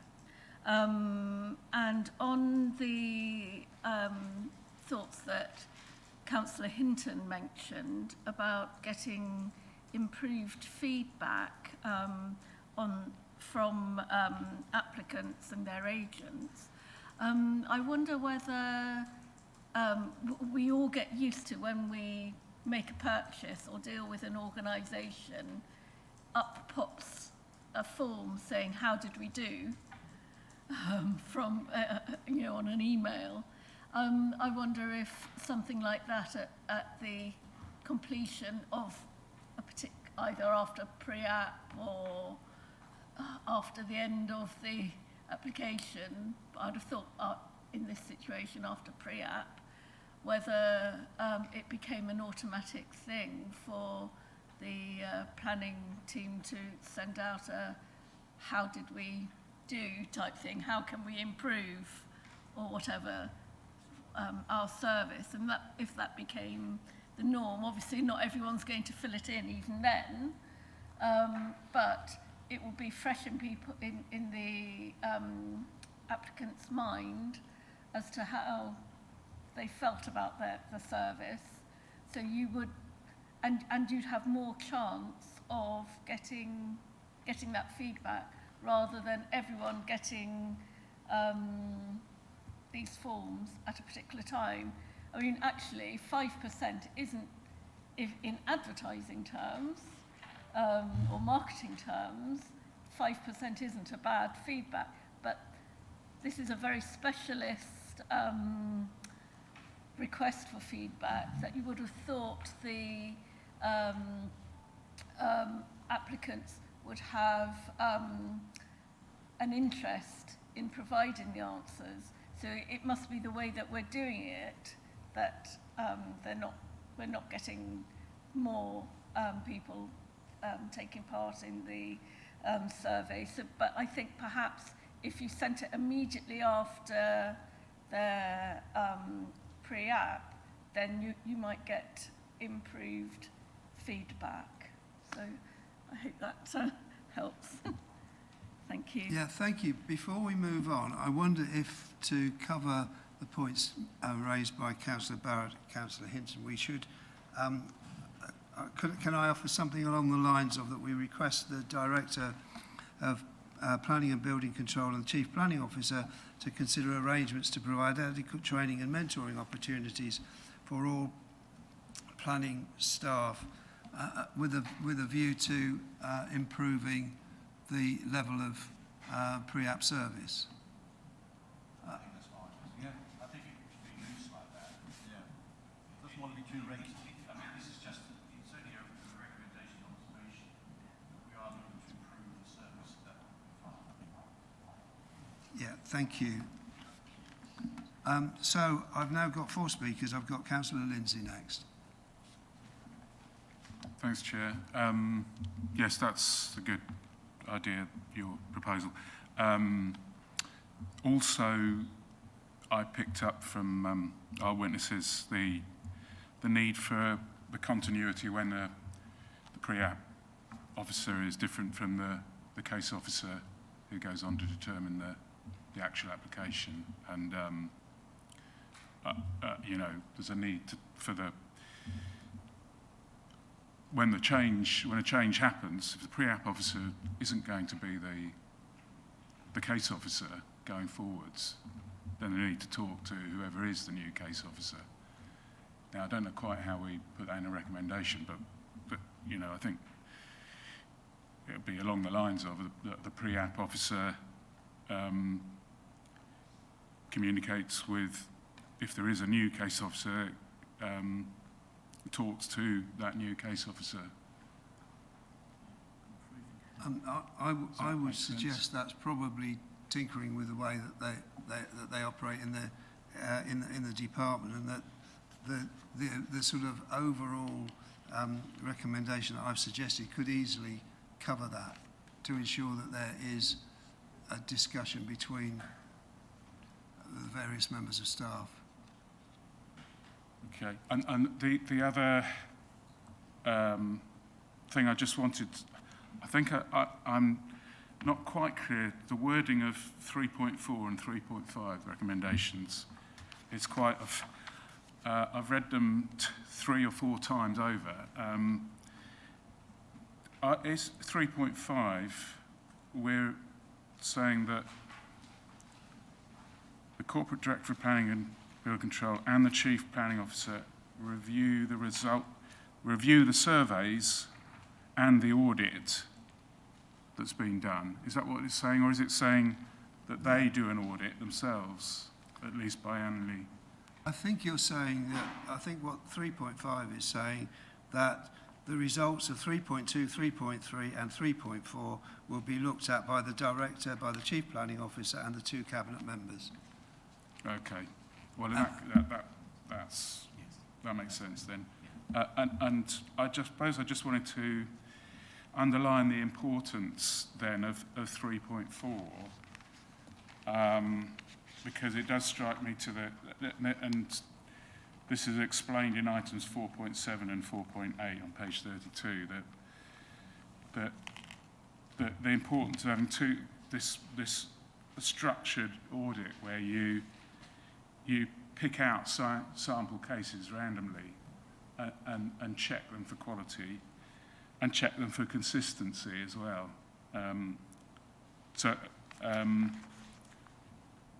I think that's what 3.4 is saying, that there are 2 kinds of, that you're going to do 2 kinds of audit. One checking on the, just on the pre-application advice per se, and the other one checking that the pre-application advice is consistent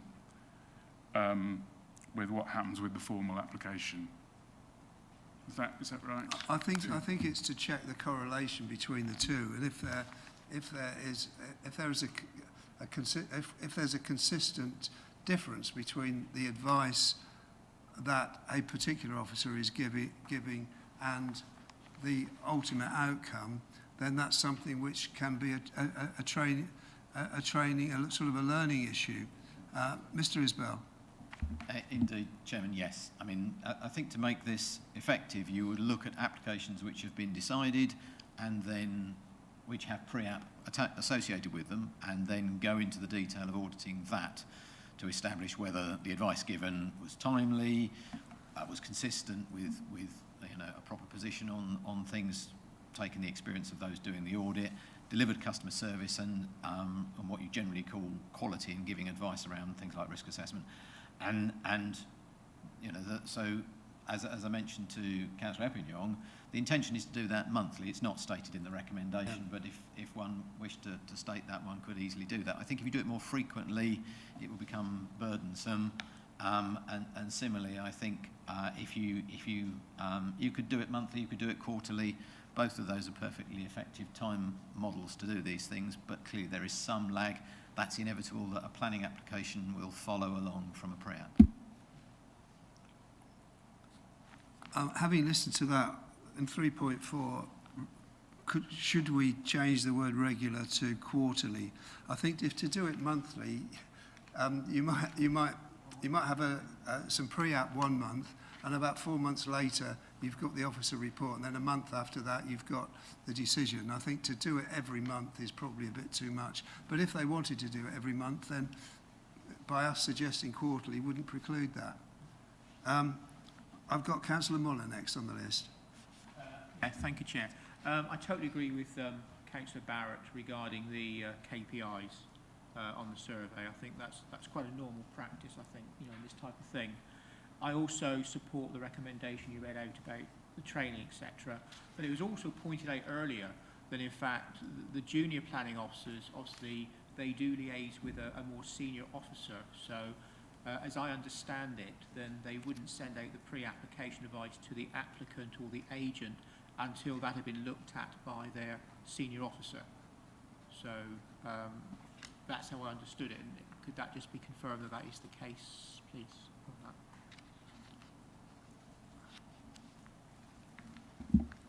that. Yeah, so they goes through a process of checking between officers, so they would have a mentor who they would discuss it with, and it also goes through the signing process where a senior officer does have to check, and then they will issue it essentially in the senior officer's name goes on the system as well. Yeah, thank you. So I would argue that's also a really good part of the learning process and the training process, which obviously is very keen that that sort of thing continues, and obviously does work well in the actual team. So thank you, Chair. I now have Councillor Ekping and then Councillor Carter, and then I'd like us really to move towards these recommendations. Thank you. Councillor Ekping. Thank you, Mr. Chairman.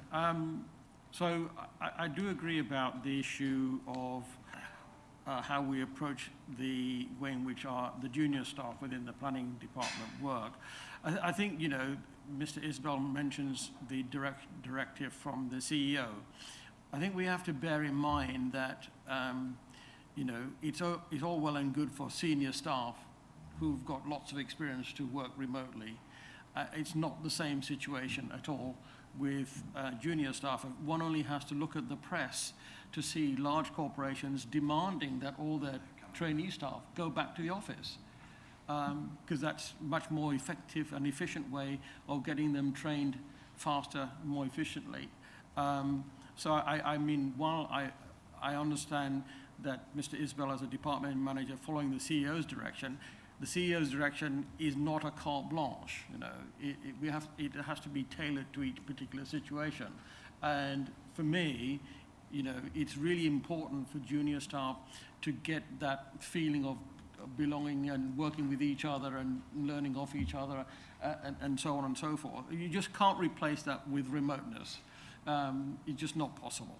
And that's why major corporations, you look at the city, they're all asking their staff to come back to the office because that's the problem they're facing. Okay. So I think, you know, I want to make that point. The second point is I would like to see a modification to recommendation 3.5, because we see in the key information 4.2 that the results of annual surveys are reported to the client-side panel, and I believe some of the witnesses are on this panel. And what is not, and you know, in my experience, you can learn a lot from talking to your customers. So if we're going to be having this review, and it might start with the officer core themselves, but I think that should also include the client-side panel, who should be able to provide some very useful feedback as to things that could be done better. You know, because it's in their interest to have a better service. So I would like to see that change. And I think the other point I'd like to make is I pick up on Councillor Grandon's point, which is that the proportion of respondees, it seems relatively low for this particular type of service. I mean, on a generic service, those would be fantastic responses. But for a specific service like that, that does seem low. And I think we ought to be, the officers need to go back and look at the sorts of questions that they're asking their customers, which is something I find, because, you know, it does become stale. And so you need to kind of refresh it every so often.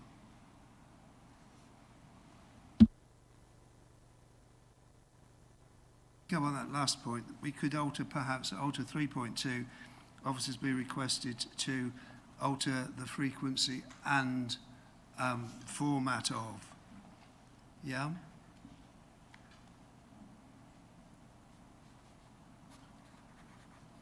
Alter the frequency and content of the survey. Yeah? You happy with that? Right, I'm going to hear now from Councillor Carter. Oh, sorry, 3.5.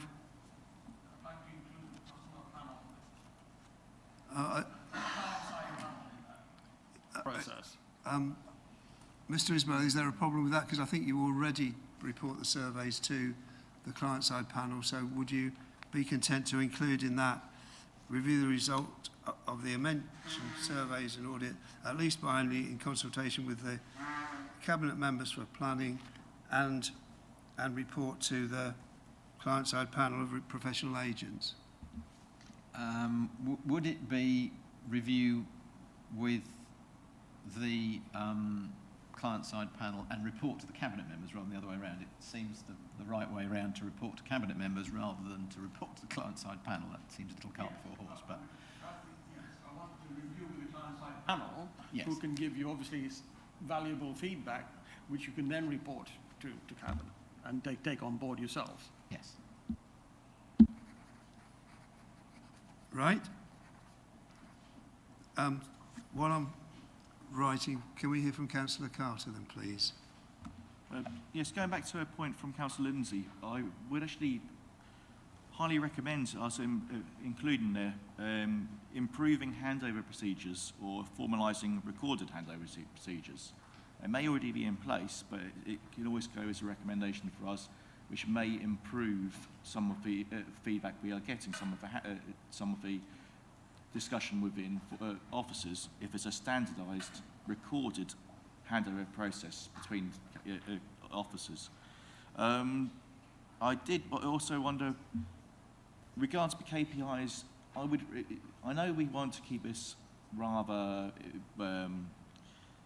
anomalous, but to have it somehow have a survey with a recorded of whether or not the advice given is what they wanted, or whether it's approval or decline, is always going to be, it's basically just to ensure that it's recorded whether or not it's a case of human sour grapes.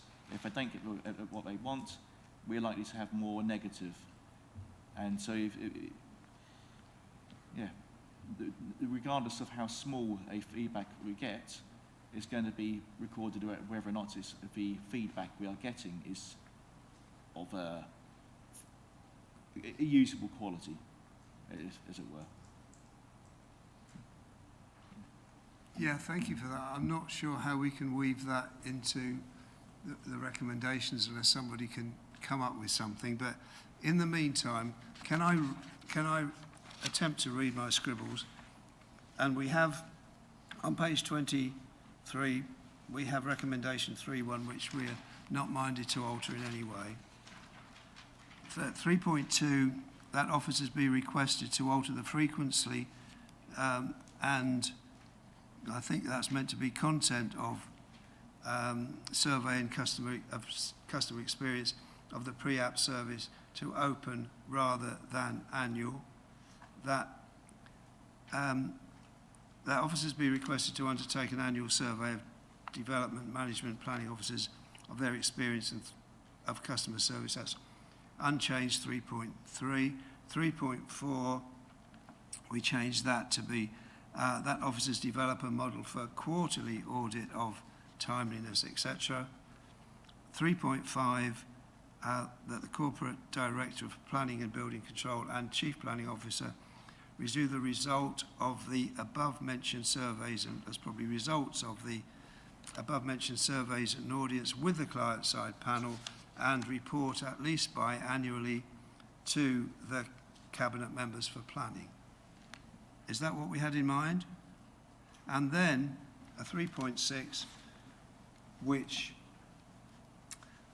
we request the Director for Planning and Building Control and the Chief Planning Officer to consider arrangements to provide adequate training and mentoring opportunities for all planning staff with a view to providing an improved level of pre-app service. Members, are you all content with those 6 recommendations? Do you want to see them written? Request the Director for Planning and Building Control and the Chief Planning Officer to consider arrangements to provide adequate training and mentoring opportunities for all planning staff with a review to providing an improved level of pre-app service. Do you think we could actually put in with an aspiration of hitting a 60% customer satisfaction, just as a tail end on that? I think it would have to be a... Or would that be a separate? Separate. Yeah. Yeah. Have that as a 3.7. Yeah. 3.7 key.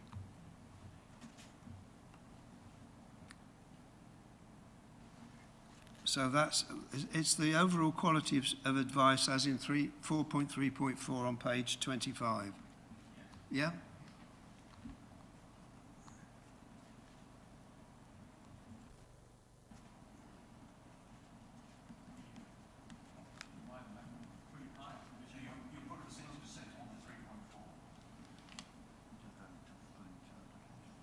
Sorry?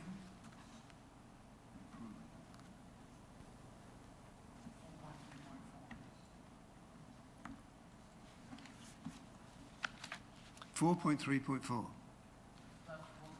Yeah, sorry. Yes, that we'd like to see by 2024 to 25 that has gone up to 60%.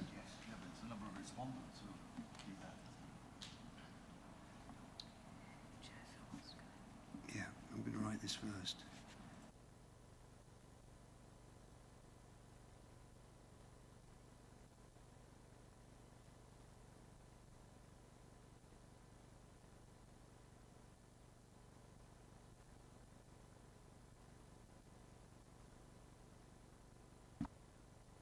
Isabel.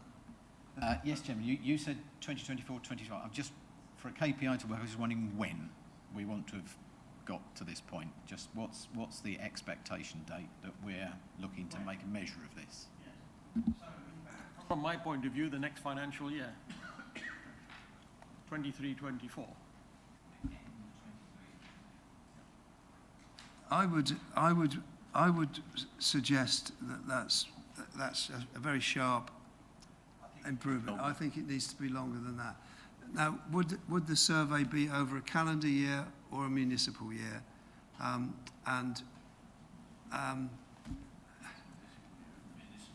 In the 12 months to the 31st of April 2025.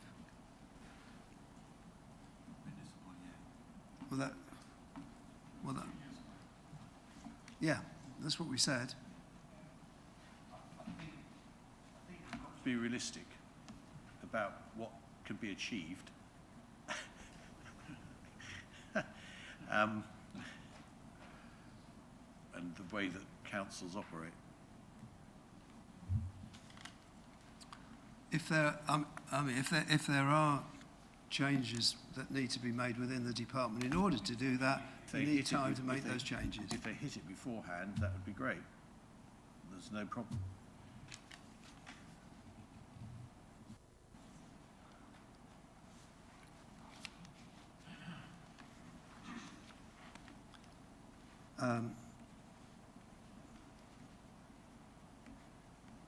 So that I've written down here, I'm not saying this is perfect yet, that the Corporate Director for Planning and Building Control and the Chief Planning Officer aim for an overall quality of advice level of satisfaction of 60% in the 12 months to 30th of April 2025.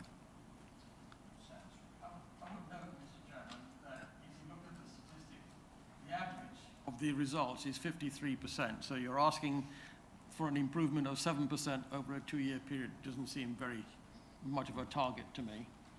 And if you also look at the detail of the statistics, on 3 occasions they've been within 5%. In fact, in one case it was almost 60%.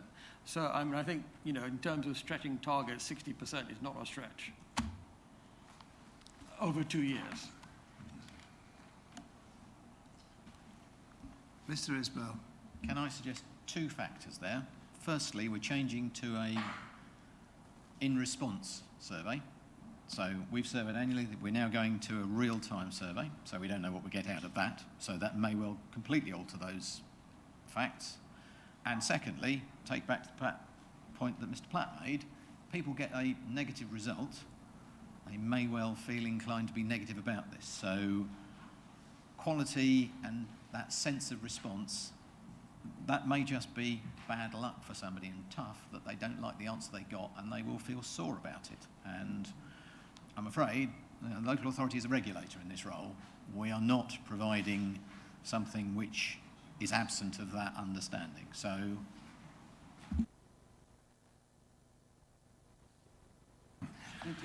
It's the same with most elements that involve customer service. You know, as the witnesses said, if they get a fantastic that it concurs with what they expected, they go, you guys have done really brilliantly. If you get a really poor response they don't like, they think you've done a really poor job.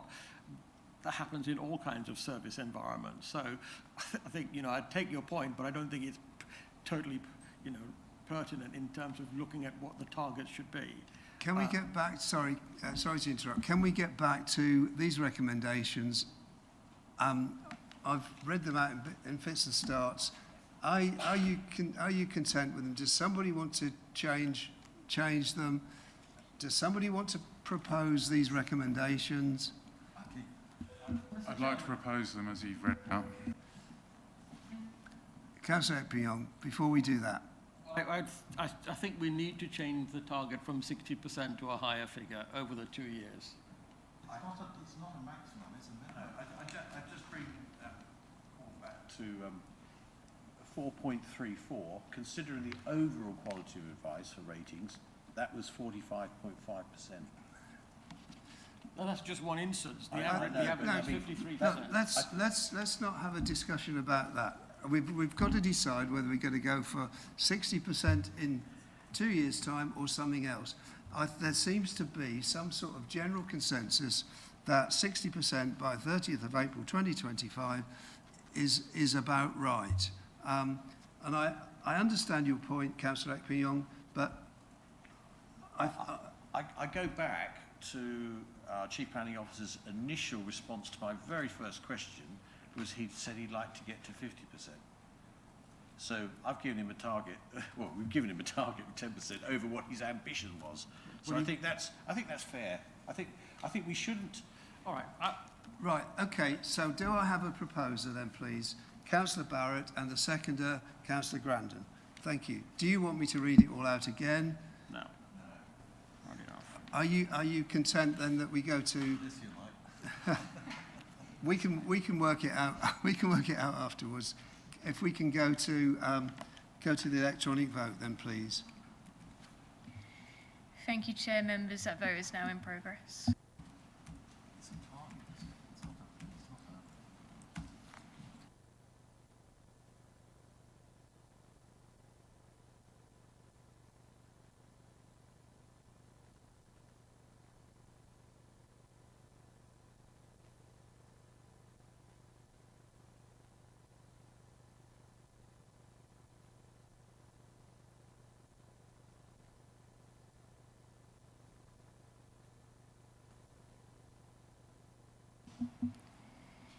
Councillor Osborne, do you want me to take your vote verbally? You're there, okay.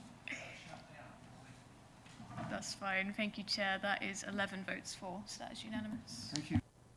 Thank you very much indeed, everyone. Can we have just a 5 or 6 minute break?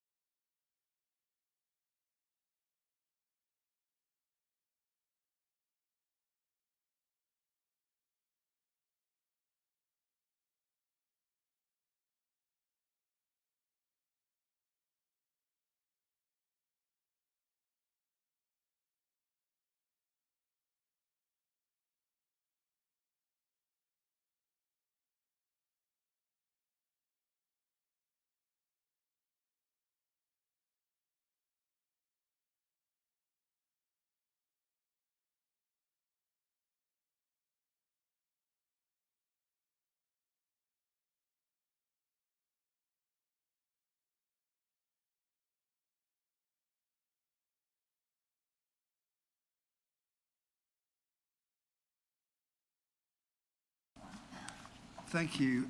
Yeah, we're now going to deal with item 10 on the agenda, which is private sector housing enforcement and civil penalties policy. And I'd like Jan Osborne, Cabinet Member for Housing for Babergh, to introduce the paper, please.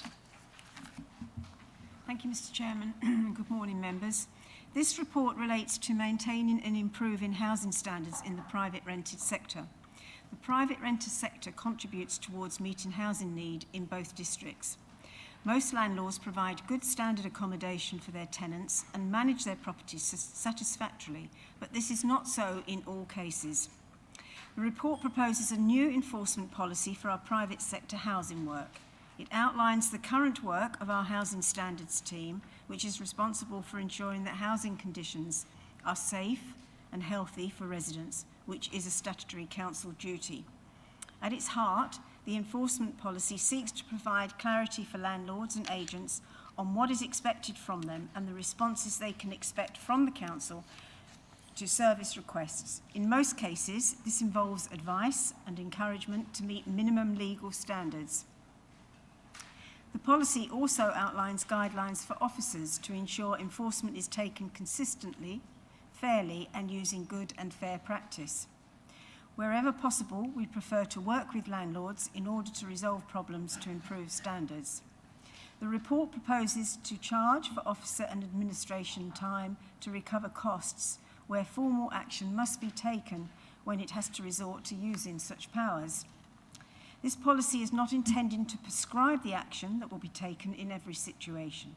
It will guide officers when investigating cases, serving notices, or taking enforcement action, including legal proceedings. It is important that officers have the option to make use of all powers available to them. The government has given powers to local authorities to take stronger action where it is justified in the private rented sector. These are known as civil penalties and are an alternative to prosecution. They enable us to penalise the worst landlords through direct financial sanctions or prosecution, and will only be used for serious offences or where compliance cannot be achieved. The Council has developed its civil penalties approach, outlined in Appendix 2, after collaboration with colleagues in Suffolk and liaise with our legal department. This will ensure that penalties are proportionate to the offence and applied fairly. There is a system of receiving representations against the imposition of a fine and a legal appeal available in these cases. It is in line with the government's intention to prevent landlords from benefiting from unlawful behaviour. The Council intends to use these powers sparingly, only where justified, and generally where enforcement action has failed to obtain compliance. Any penalties received will be retained in the team's budget. Thank you, Mr. Chairman. Thank you very much. Now, I believe David Webber has a short presentation for us. Is that right? Thank you.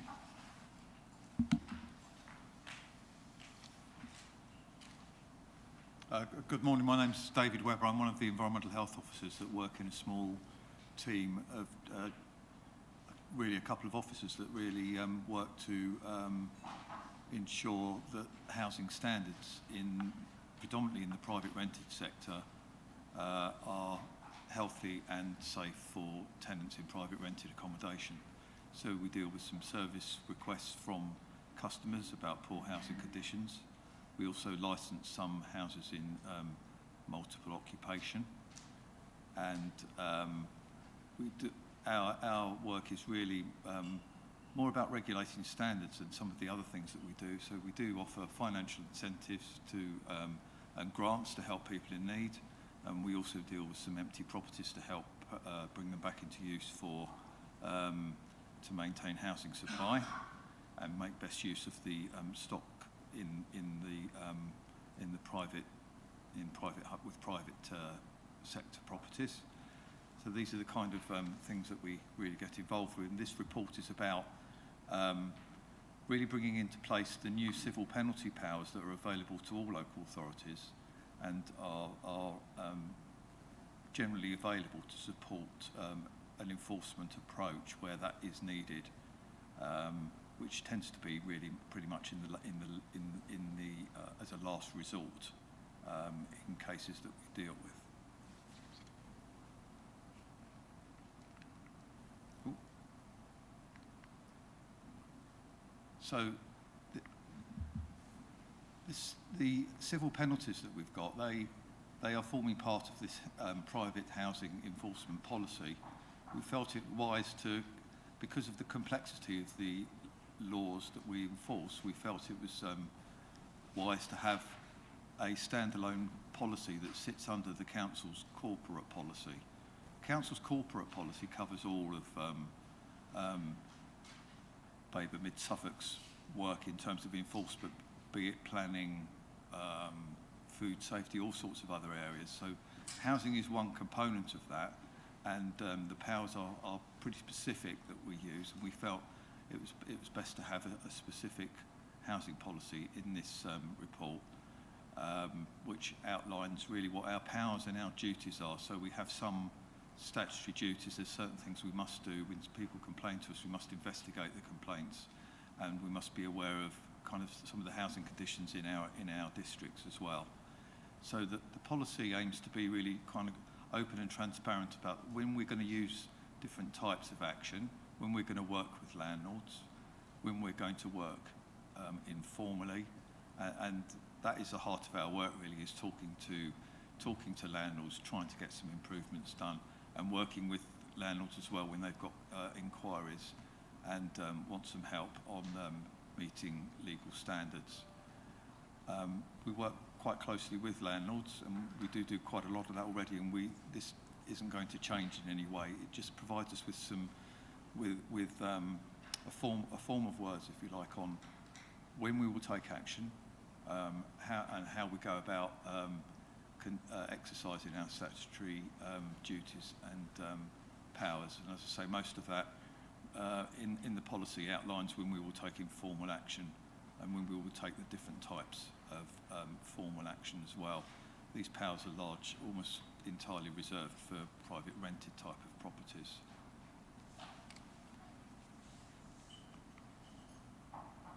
Part of the enforcement policy, you'll notice that there are some appendices attached to this report, and they cover our approach to some more recent powers, which are called civil penalty powers. They are an alternative in the worst cases that we would be coming across. We have been doing some work with both the police and the fire brigade over the last year and a half on areas such as modern day slavery, money laundering and other criminal activities, and unfortunately some housing in the private rented sector does come into play as part of that joint working that we do with the enforcement authorities. We do have impact days, which we call them, with the fire brigade. We check properties on a risk basis. We try and identify the worst properties in certain areas, or where we feel that there may be problems, and we do joint visits with the fire brigade, the fire authority. And we also have some work that we've done with the police related to criminal activity and housing, and I'll just show you one of those kind of cases that we've been involved with in a minute with some photographs. So in terms of our civil penalties, these are an alternative to prosecution proceedings. If we ever took a prosecution, we'd always have to have evidence to prove the case beyond all reasonable doubt, and that is exactly the same for using a civil penalty. So a civil penalty is an alternative to a prosecution. It allows the council to levy a fine of up to £30,000 in the worst cases. That's a ceiling figure. What we've developed in, I think, Appendix 3 is the civil penalties policy. We've done some work with other Suffolk councils to benchmark that, and we've also looked at sentencing guidelines from the police to come up with figures which we feel are fair, we feel that they're accurate, and we feel that they provide a good, a good range of penalty levels in the fines should we ever need to levy a civil penalty. The civil penalties are subject to, as I said, the same. We'd have to prove the same level of evidence that we do for a prosecution, and there is we'd have to follow government guidance on how we go about doing that. So we would we'd have to follow guidance on looking at the nature of the offence, how serious the offence was, how the perpetrator's behaviour affected the offence, and look at any mitigation before we actually came up with a figure using the matrices in Appendix 3 to determine a fine level. We've been encouraged by government to adopt these powers, and we have included them in the new enforcement policy. There are considerable advantages to using civil penalties over prosecutions. They are really that it's a quicker route, it avoids clogging up the court system, which is quite overloaded at the moment, and also avoids some types of perhaps less serious offences going to prosecution, where we would still need to take action. So there are some benefits. There is also a benefit in that we retain the money in the council's budget from income, and we can then use that, but we can only use that to further the work that we do in the private rented sector. So there is some benefit there to continuation of targeted work. And we also avoid lengthy court proceedings.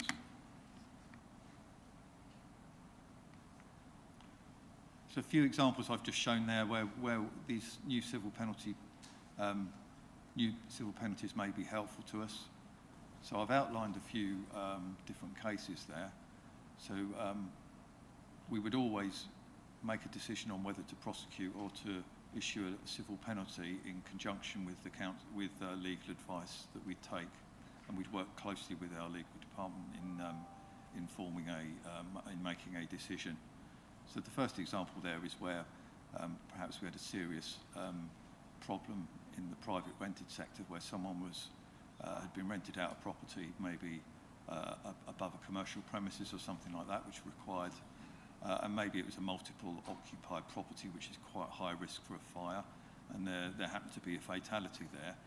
There would be an offence under our Housing Acts. Because it would be so serious, we'd probably be looking at a prosecution, something like that, should it occur, rather than issuing a civil penalty. In the second case, this is more about perhaps where we had received a complaint from someone, we investigated, there were some quite serious problems with things perhaps such as dampness or serious disrepair, broken heating system, and other quite serious hazards that we'd rated as being quite a problem and likely to affect tenants' health or their safety. In that particular case, if we'd gone through all the process of engaging with the landlord, we couldn't get compliance. We had to serve a formal notice. We gave adequate time to do the work, and still without good reason the work would not be done. And probably even after that, we offered further opportunities for compliance, and they failed. We would then move to be issuing a civil penalty, and we determined that in accordance with our civil penalties policy that we've got. The third example really, houses in multiple occupation of a certain size, which is generally where there is sharing and over 5 persons in residence. These have been needed to be licensed under the mandatory national licensing scheme for since about 2014. So what we would normally do, if we did come across this, we wouldn't just issue a civil penalty straight away. We would look towards giving opportunities to license the property and warning letters before we resorted to civil penalty. But those examples there just give you perhaps a flavour of the sort of approaches and different scenarios that we come across. We also feel that we should be charging for where we do have to resort to formal notices, and we have to take some sort of formal action, that we should be charging for the officer time involved in doing that.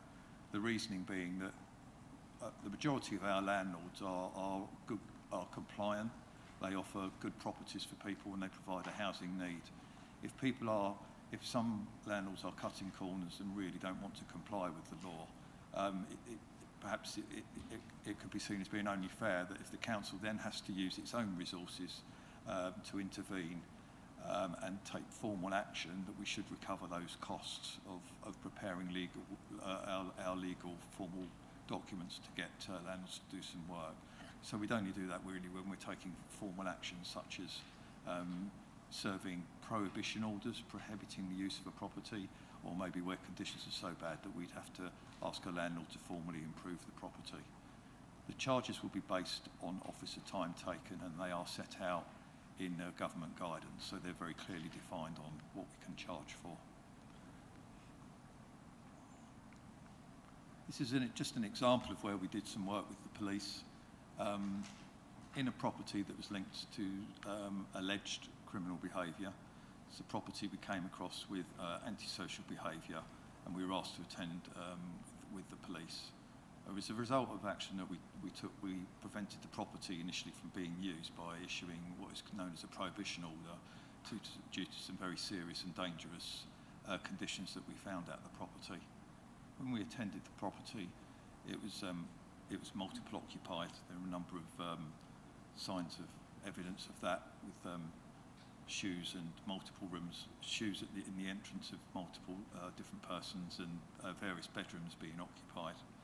Some of the conditions we came across were quite dangerous and problematic. So we had 3 rooms at the property. I'll just flash through these really. These were the kind of, these were some of the bedding and the beds that people were sleeping in different rooms. The kitchen was in a seriously unhygienic and quite unsafe condition due to poor electrical installations. There were really unsuitable water connections. There was flooding of the property at the rear. The drains were all blocked. There were dangerous electrical supplies at the property. The washing facilities weren't particularly good, to say the least, and were quite unhygienic. There's been vandalism in the property due to people breaking into it, which you can see here. So there was a risk of intruders entering the property. Some of the electrics had exposed conductors and were quite dangerous.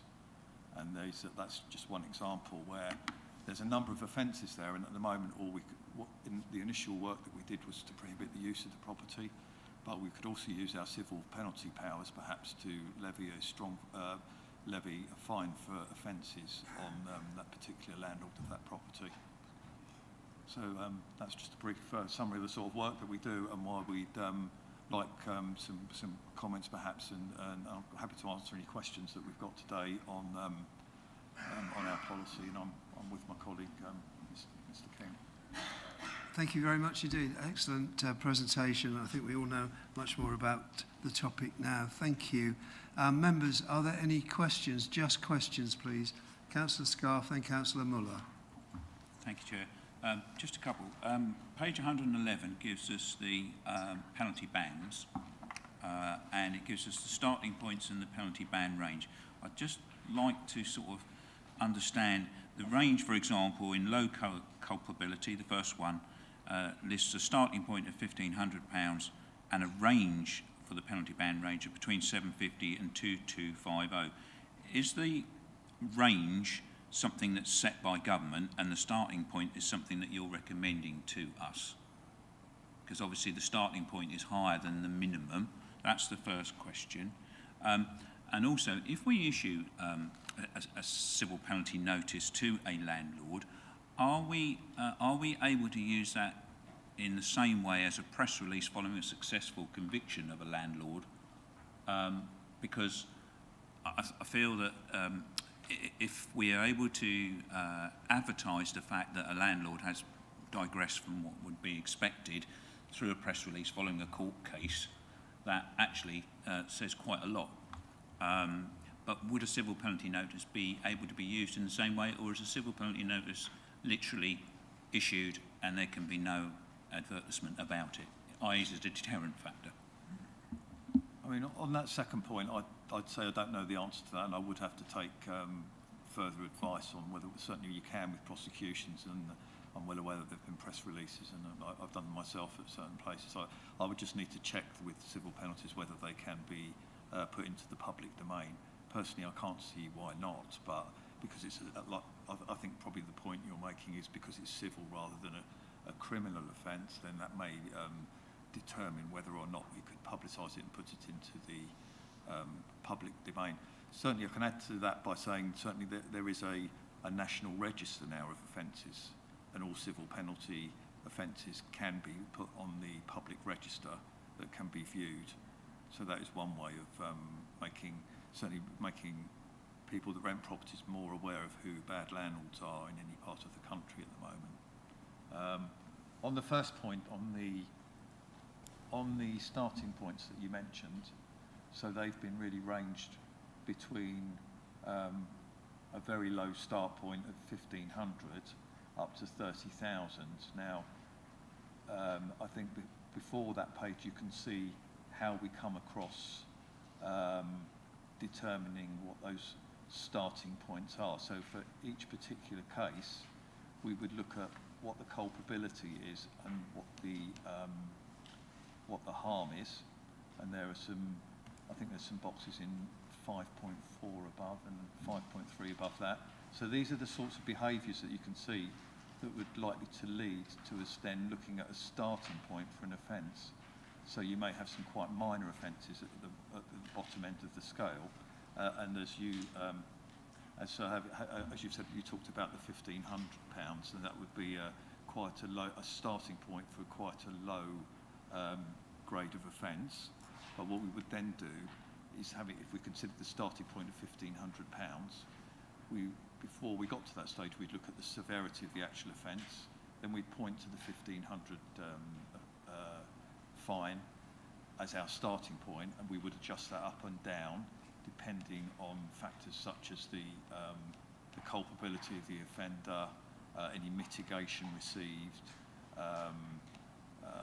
perhaps the portfolio of the landlord. It might be more appropriate to go to a slightly higher area for a large portfolio landlord who should do better, who should know exactly what's going on in his business, rather than someone who at the lower end of the scale has only got one or two properties. So all these factors are taken into account using the government guidelines and adjusting that starting point figure to come up with a final figure following consultation with the legal department.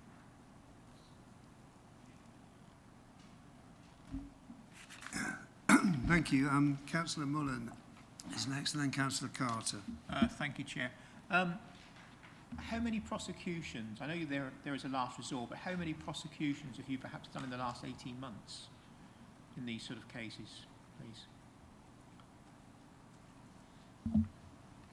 The number of prosecutions is zero. Right. The level of enforcement activity is not very high, and that's driven by two factors. One, around the number of complaints that we receive, and as David touched upon earlier, we much prefer to work with the landlord to advise, encourage them to bring the property up to standard to avoid that enforcement action. So to date, in the last 18 months, zero.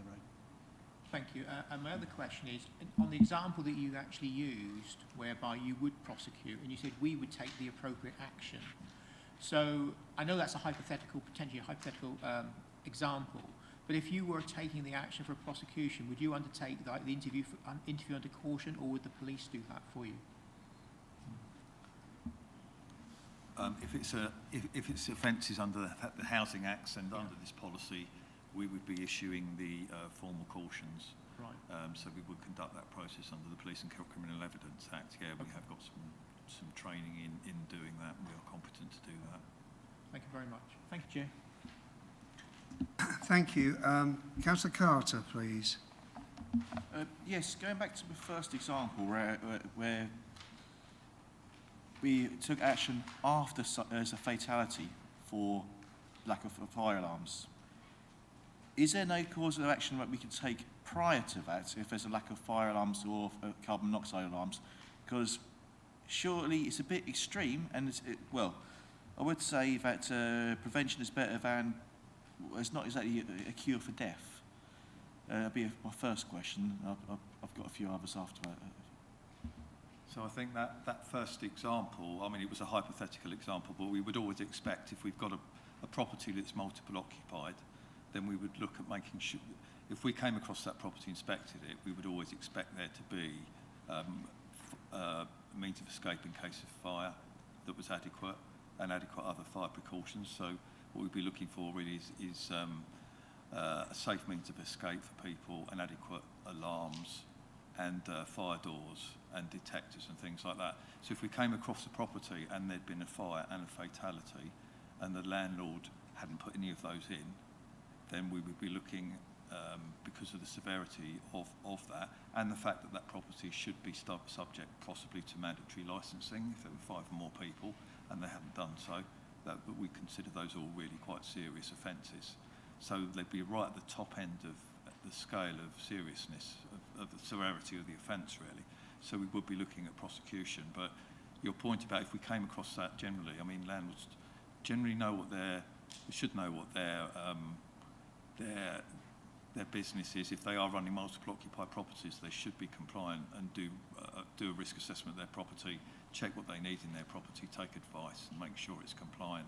If on the other scale of it, right on the other scale, if we came to a property and it was deficient maybe with fire doors, then we would perhaps serve an improvement notice for the property to be improved, or we'd offer a landlord some initial guidance to help them comply for some minor digressions. So this is what this enforcement policy is about, really. It talks about working with landlords and informally and working with them, but then there is a scale of different types of interventions that we can use, which at the top end is prosecution, and right at the normal end, which is how we work with landlords and engage with them.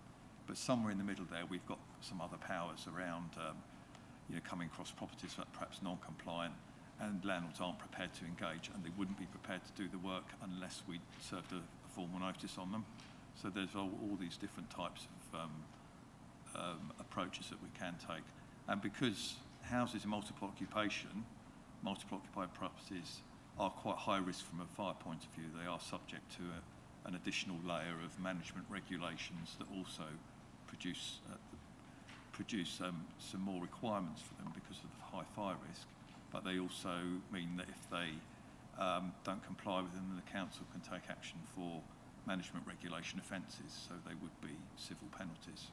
So it's a bit complicated perhaps, but I'm just outlining all the different types of action that we have available to us and how compliance should occur, really.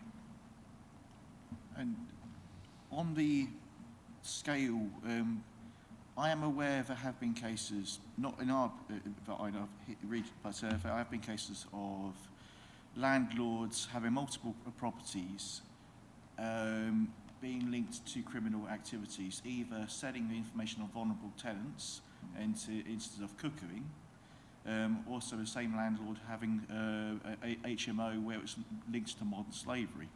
I'm assuming these cases would be a prosecution issue from police, but would we have any powers to prevent that landlord from actually continuing as a landlord having these properties? Could we, if it's being linked to actually repeated cases where it's been linked to criminal activities, could we not prevent that person having these properties in the first place, or taking some action to protect those properties from these criminal activities? There are banning order powers that are contained within this legislation. So there is the power to ban someone from operating a business to rent property, but they're really quite extreme.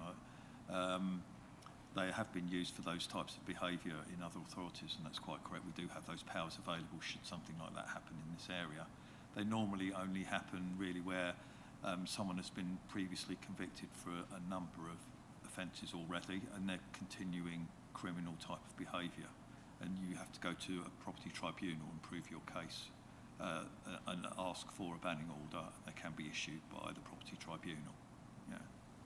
I mean, I would say in this area we are aware that there is certain criminal activity related to things like modern slavery and other types of criminal behaviours. We are aware of that, and we do work with the police, but they are quite few and far between. Generally, there isn't a massive, this isn't there isn't a real problem with private rented accommodation across the two boroughs in terms of stress and real need to take action against non-compliant landlords generally.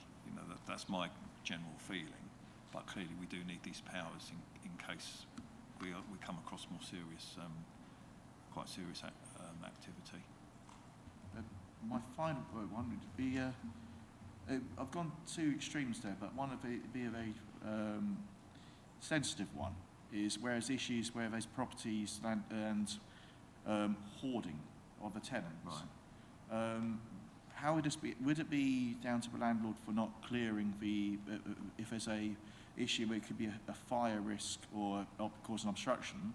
Would this be down to the landlord for not clearing the hazard and allowing it to be continue? Would it be a civil issue where the tenant would likely be evicted, and then who would be responsible to their housing? And it also being a mental health issue, would there be other? How would that be implied? How then would a preventation from actually further hoarding be looked into? So I don't mean to pass the buck on that, but sorry. my team, those hoarding and that type of behaviour that can lead to some filthy and verminous type issues, and often safeguarding but dealing with vulnerable people.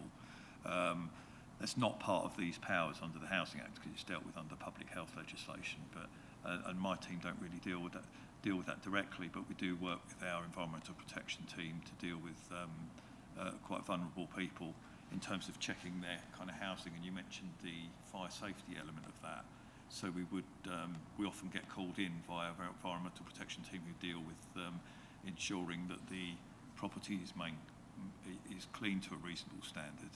But often we're dealing with a vulnerable person there at the time living in poor housing conditions, so we try and work through the issues with the tenant and try and protect the tenant really, and we're often involved with social services, environmental protection, ourselves and other agencies in dealing with that issue. So, I mean, in terms of landlord-tenant, often it tends to be more owner-occupied properties that we're dealing with rather than private rented ones, because I suppose the landlord has then got a remedy to the situation. But I haven't personally come across many rented scenarios like that. They tend to be more owner-occupied, but I can see your point that you're making. Yeah. Thank you. Councillor Jan Osborne wanted to add, I think, to that, and then I've got Councillor Ekpington and Councillor Hinton. Yeah, thank you, Mr. Chairman. Actually, one of the roles of the Housing Solutions teams is to work with issues such as just been identified, where there's possibly a hoarding issue, for example, which is a mental health thing, because their work is to prevent homelessness. So if that person, because of their hoarding habit, is at the risk of become homeless, then that's where the Housing Solutions team would also be working with them to try and get that issue resolved. It's a really difficult one, but that is part of their role to do that. Thank you. Can I move on to Councillor Ekpington, please? Thank you, Chairman. Is there a programme of regular inspection of private rented properties? And to follow on from that, as a result, how many improvement notices have we issued in the past 18 months, and how many of those have been complied with, and how many have you had to take action on if they haven't complied with it? And do you feel that the policies that you're asking us to endorse here actually provide sufficient deterrent for bad landlords? And finally, you mentioned that there is a register of bad landlords, and I just wondered who and how that is published, and are there such a list for Babergh Mid Suffolk?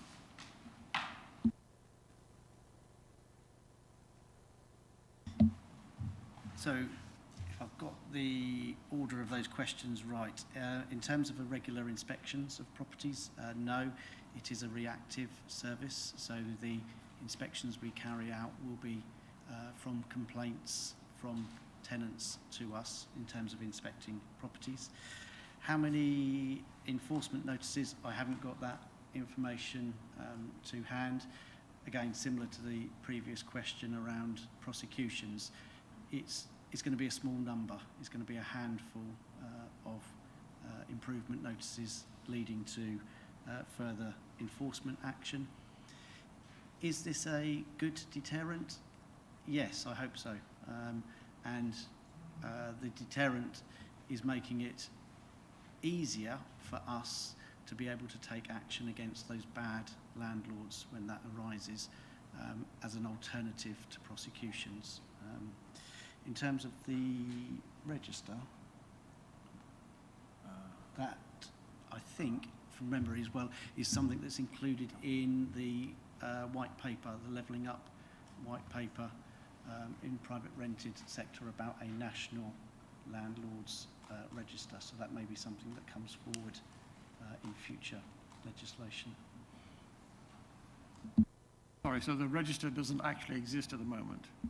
I think we're talking at two slightly different things. So there is already a register of rogue landlords, which is published by the central government department, which is now the Levelling Up department, which can be accessed online, I believe. So and there are also some regional work that some authorities have done together to publish data as well. What my colleague, I think, is talking about is there are certain proposals for registering landlords and giving landlords a register to operate in the future, but they're not yet. Yeah, that's a separate issue, registering someone to operate a housing business. So that's separate to that, and that isn't in place yet. Okay, so to the register that does exist, yep. If we reviewed that register, would we find bad landlords in our patch? No, I doubt it, because they're only really prosecutions and offences that have gone to civil penalties that would be on that register at the moment, and we haven't got any of those recorded. I'll just add to what my colleague said about a reactive.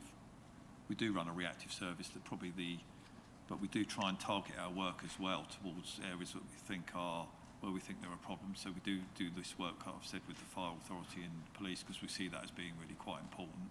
And we also, so that is probably more proactive work, along with making sure that we have that the houses in multiple occupation that we have in both districts are licensed and that they meet good standards. So we are aware of those, and again, we do a proactive check on those within the 5-year period of their licence, because those properties are licensed by the authorities. Yeah. So, for example, where a house has been used for county lines and the police are involved, and I've come across a few of those, do they feed that back to you so that you're aware of that situation? They do if they feel that we do have to work quite closely with them, because we hold information on certain properties that they're interested in. So they normally they come to us for initial discussions if there's an enforcement activity planned, and we do work with them directly if need be, because it's in our joint interest to do so. And that's where we should be targeting. That's where the priority of our work should be, in those kind of areas, really, rather than landlords that are compliant, and so that's part of our work, yes. Thank you. I'm going to move on to Councillor Hinton, then Councillor Grandon, and then we will enter into a debate and look at the recommendations that we have before us. So, Councillor Hinton. Thank you, Mr. Chairman. Couple of points or questions. Firstly, you've mentioned liaison with the police when it comes to where criminal action is taking place, etc. What other systems do you have in place that may be used to identify private landlords across the districts? Because they don't actually have to register unless it's a house of multiple occupancy, do they? That's the first question.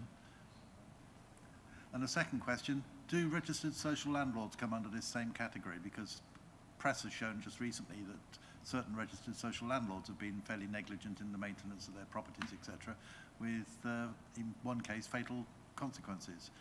So do they come under it as well?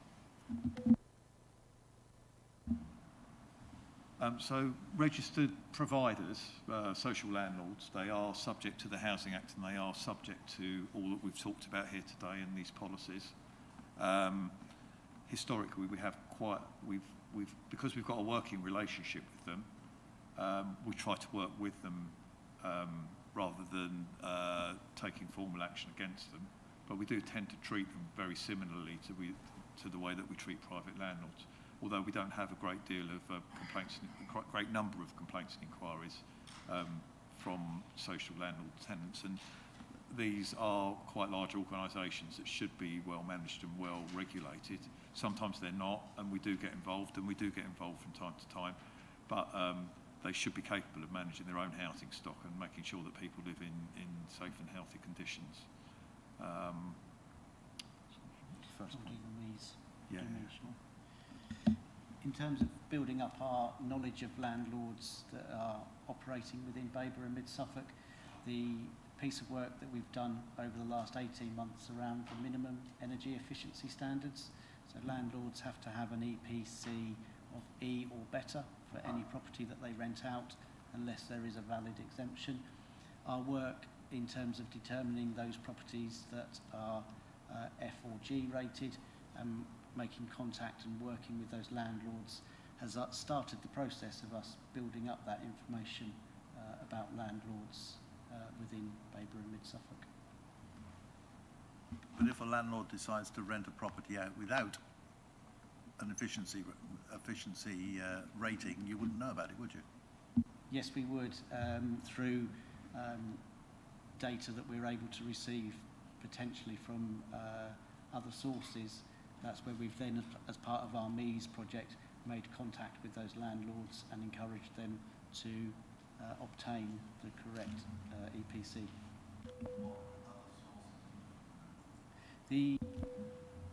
There is information available, open data sources, so Zoopla, Rightmove, for example, around properties that are being rented and that are advertised openly. We can check. We do also, I mean, we've got access to things like tenancy deposit databases, and we do sometimes, when we're involved, when we're considering enforcement action, look at things such as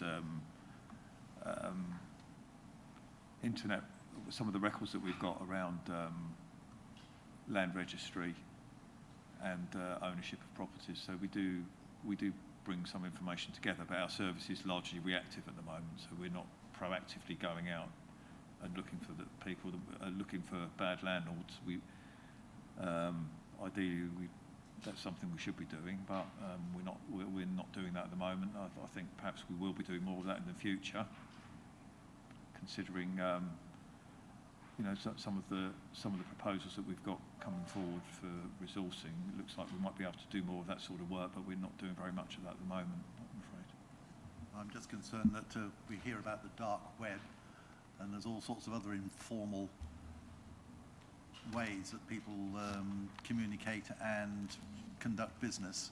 So obviously it's, but you're saying that basically until there actually is a problem, they don't tend to largely come to your attention. Thank you. Councillor Grandin, and then we will start the debate. Thank you, Chair. The penalty bans on page, excuse me, page 111, are they national rates? Because to me, they actually seem quite high if you have one property but then get prosecuted, because the rents in Suffolk are not very high. So it seemed to me that even the starting point seems fairly high for the rentable values of properties in Suffolk. But then again, I can see, as a deterrent and the hope that you probably won't need to use these penalties anyway. I can see, that's, but I just wondered, are these national rates that you get told to use in this situation, or are they rates that are specifically for our districts? So what we've done, they aren't nationally determined, and each council has to make its own policy to be able to go ahead and use the civil penalty powers. The ranges that you've got there, we've done some benchmarking with other Suffolk authorities to see that there is a consistency there in Suffolk. We're not using exactly the same as other boroughs, but we felt that they lie in the right area for providing an actual deterrent to someone, because the guidance is quite clear that people that really don't comply, and it has to get to the stage where a civil penalty is issued, there should be a financial deterrent there, and it shouldn't be cheaper for you as as a rogue landlord perhaps to not comply than it should be to actually comply. So there should be a punishment element in there. Well, I would say, as I alluded to earlier, that those are a starting point, and the actual fines are more likely to lie within the ranges in the right columns there, but they are subject to things like mitigation. I mean, there are some things we haven't put in yet, which we haven't really looked at things like perhaps we could look at things like making, if someone paid early, there might be a further reduction, or some other sort of similar approach could be considered by yourself. So we would reward someone paying up and saying, yes, I've made a mistake and I'm prepared to pay the fine. And that would perhaps help us to collect the fine quicker, rather than being subject to an appeal, because there is a process behind this. It's not, we don't just say that's the fine. You know, we do go through quite a detailed process to arrive at these figures. Yes, because I presume you actually don't want to get to this stage anyway. No, we don't. We want people to... You just want the we ability... want good quality accommodation for people. That's really what this is about. So all of this today and in the future is about the ability to be able to have these fines as a published possibility, rather than you actually expecting to have to use them. We don't. Quite right. We don't expect an enormous enforcement activity. We don't expect really any more activity than we're doing at the moment. But I think if we do come across cases where we really need to take some action, what we don't want to do is to be without these powers and not have the ability to do what we need to do. So that's really what this is about. And the enforcement policy itself is more about just being kind of clear and transparent and fair and open about kind of the work that we do, and what people can expect about us engaging with, what landlords can expect when we engage with them, and what they should be doing to make sure that they comply. So Appendix 1 is more about the actual enforcement policy and the approaches that we take. And we feel that by using that approach, that will help us in, if we are maybe criticised or we're told that we're not being clear about what we're doing, it's all there really. If we could point to that policy and saying, look, that this is quite clear about the approach that we're taking towards landlords and rented properties, and making sure that there's good standards in the boroughs. Thank you very much. Thank you. We'll move on to debate then, and we've got before us 3 recommendations which are on page 92. So if members could speak to those recommendations, can I make a suggestion that 3.1 is for us to make comment on the new policy and recommend? Perhaps we should separate those out and have as 3.4, recommend to Cabinet that comments made at this meeting be made available to Cabinet when they discuss implementing the policy. So, Councillor Carter, you're first.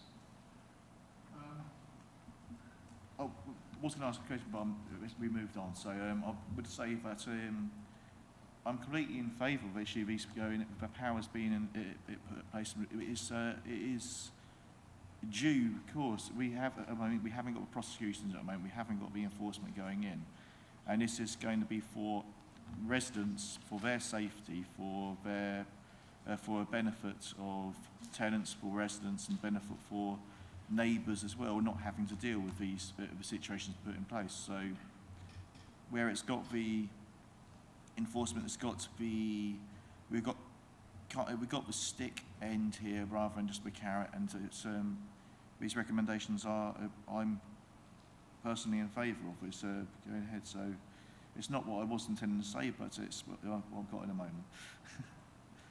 So, Councillor Carter, are you minded to propose the recommendations? I am, yes. Thank you very much. Do we have a seconder, please? Councillor Ekpington, do you wish to speak? No? Okay. Does anybody wish to speak? Councillor Hinton. Thank you, Mr. Chairman. I agree with the recommendations in front of us, but I'm just thinking that perhaps an additional one on there to encourage the compilation of a complete register of private landlords across the district would help, rather than waiting for enforcement action to be taken, because it would enable preemptive approach to certain properties that obviously stand out perhaps as being substandard in the future. So a register of private landlords across the district, which shouldn't be that difficult to assemble, bearing in mind that within the key information it talks about us having privately rented sector which accounts for 17% of the housing stock in the district. Well, if we know it's 17%, it shouldn't be too difficult for us to produce a list of them so that we can then effectively keep an eye on them rather than waiting for something to go wrong in the first place. That would be my only suggestion as an addition. So, Councillor Hinton, are you content that we include that as one of the comments that's made at the meeting, which is made available? Yeah. So that would be included. So, does anybody else wish to speak? Does anybody, Councillor Ekpiyong and then Councillor Scarf? Just coming to Councillor Hinton's point about the 17%. How is the 17% arrived at?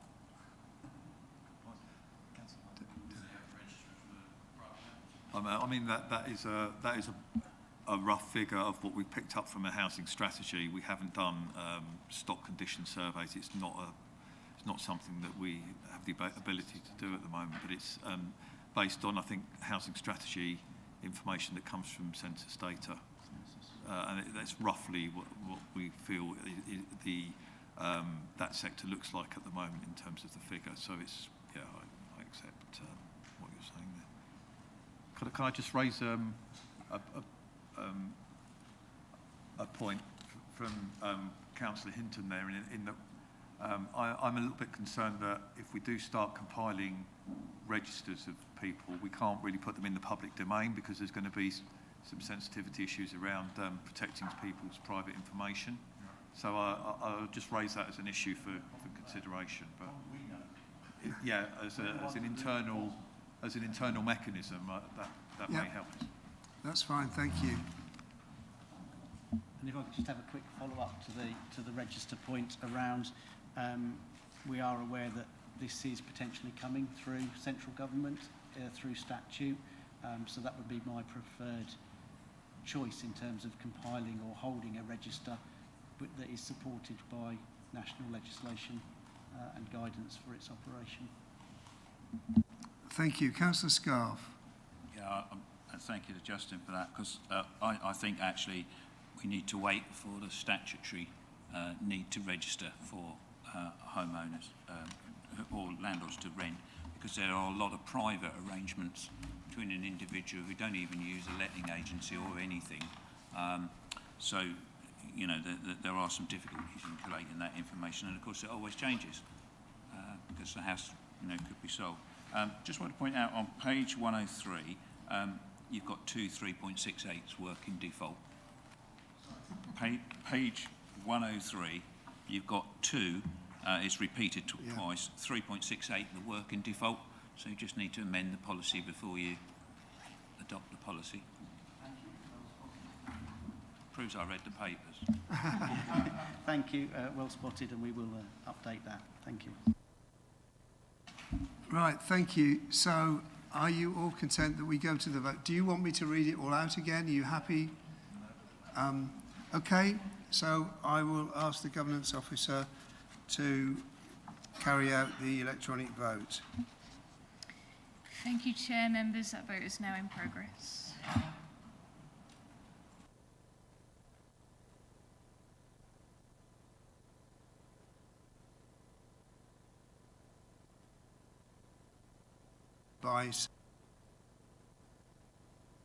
Added the comment, or we've had the recommendation that comments made at this meeting be made available to Cabinet when they discuss implementing the policy. So,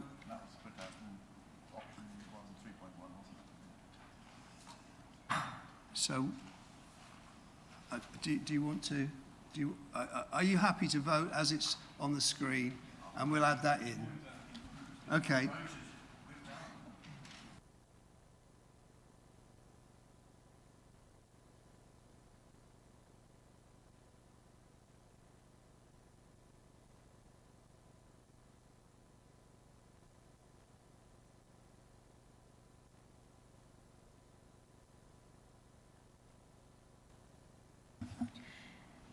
Councillor Ekpiyong, can I take your vote verbally? Okay.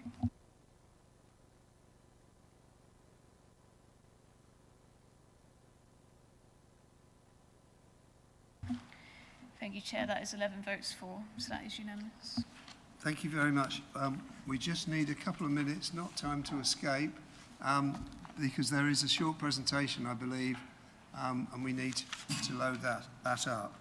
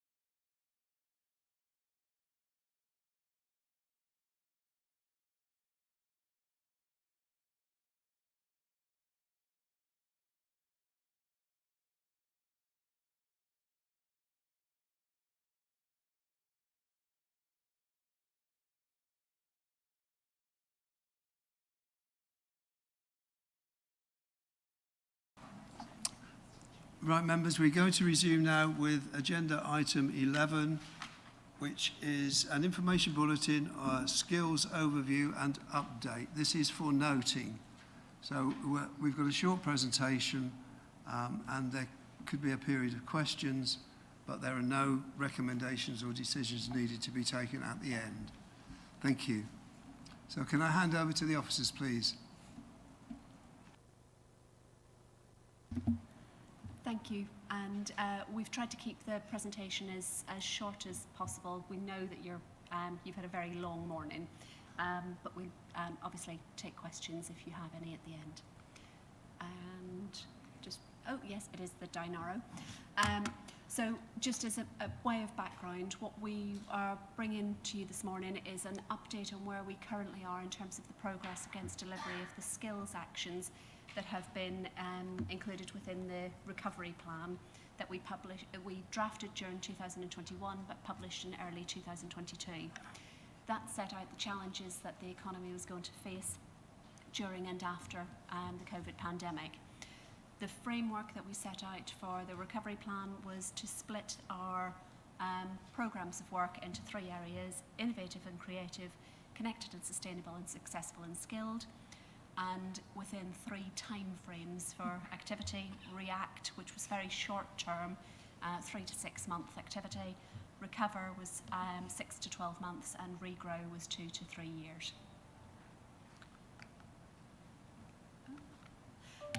Just to give you a flavour in terms of the skilled and successful programme area, we've split it.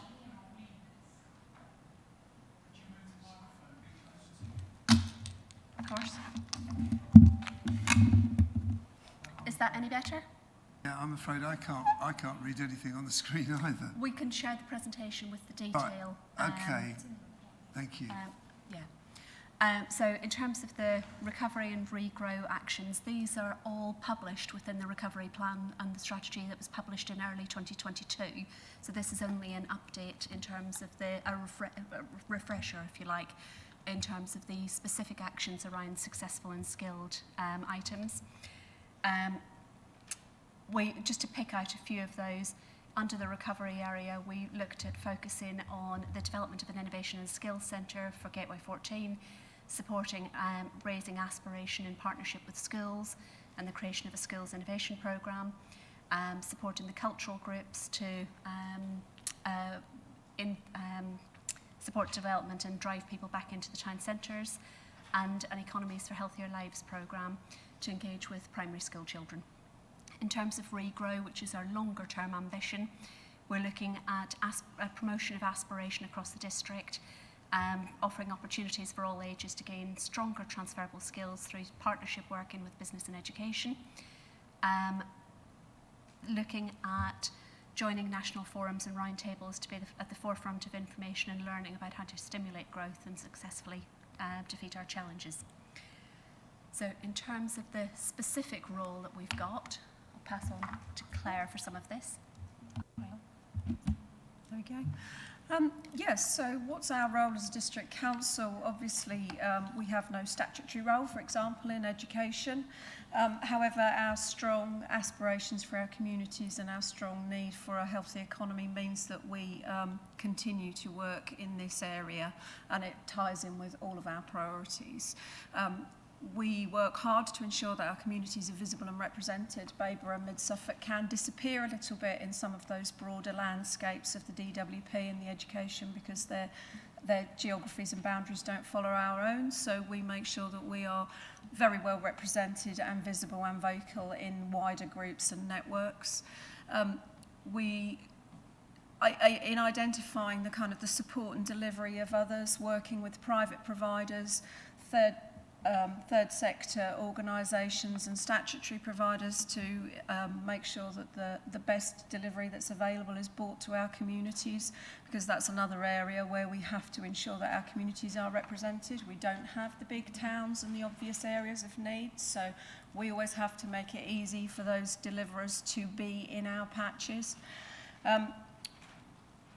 Then obviously creating additionality by adding value with small amounts of funding or accommodation or whatever activity we can to make sure that the delivery is encouraged.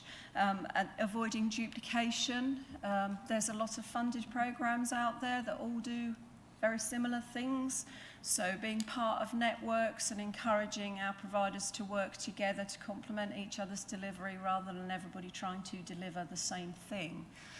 If you could whiz on. Mm-hmm.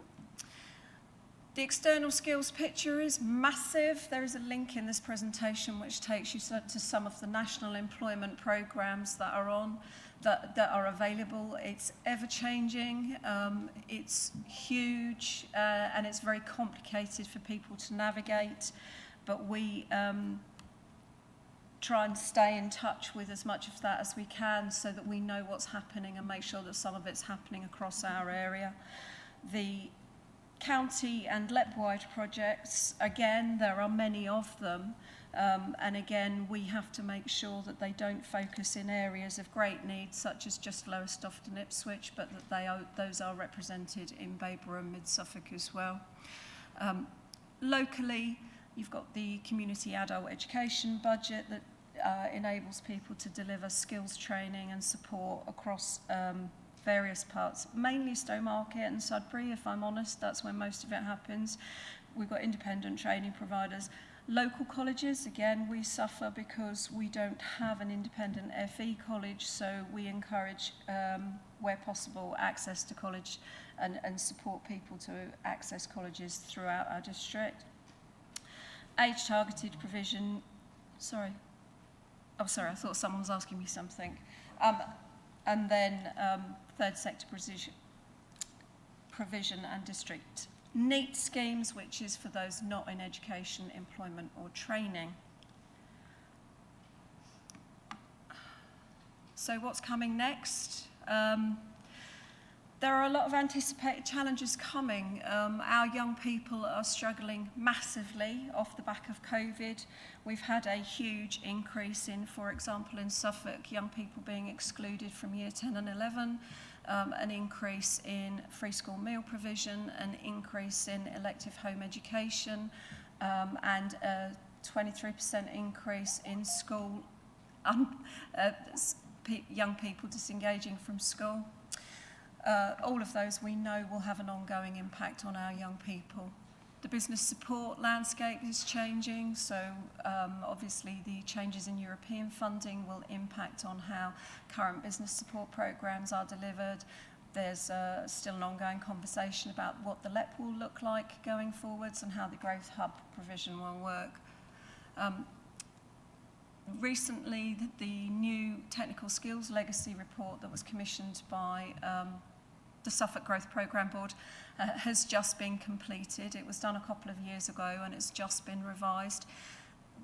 That identifies an anticipated spend in excess of £70 billion just on infrastructure projects in Norfolk and Suffolk alone over the next 17 years.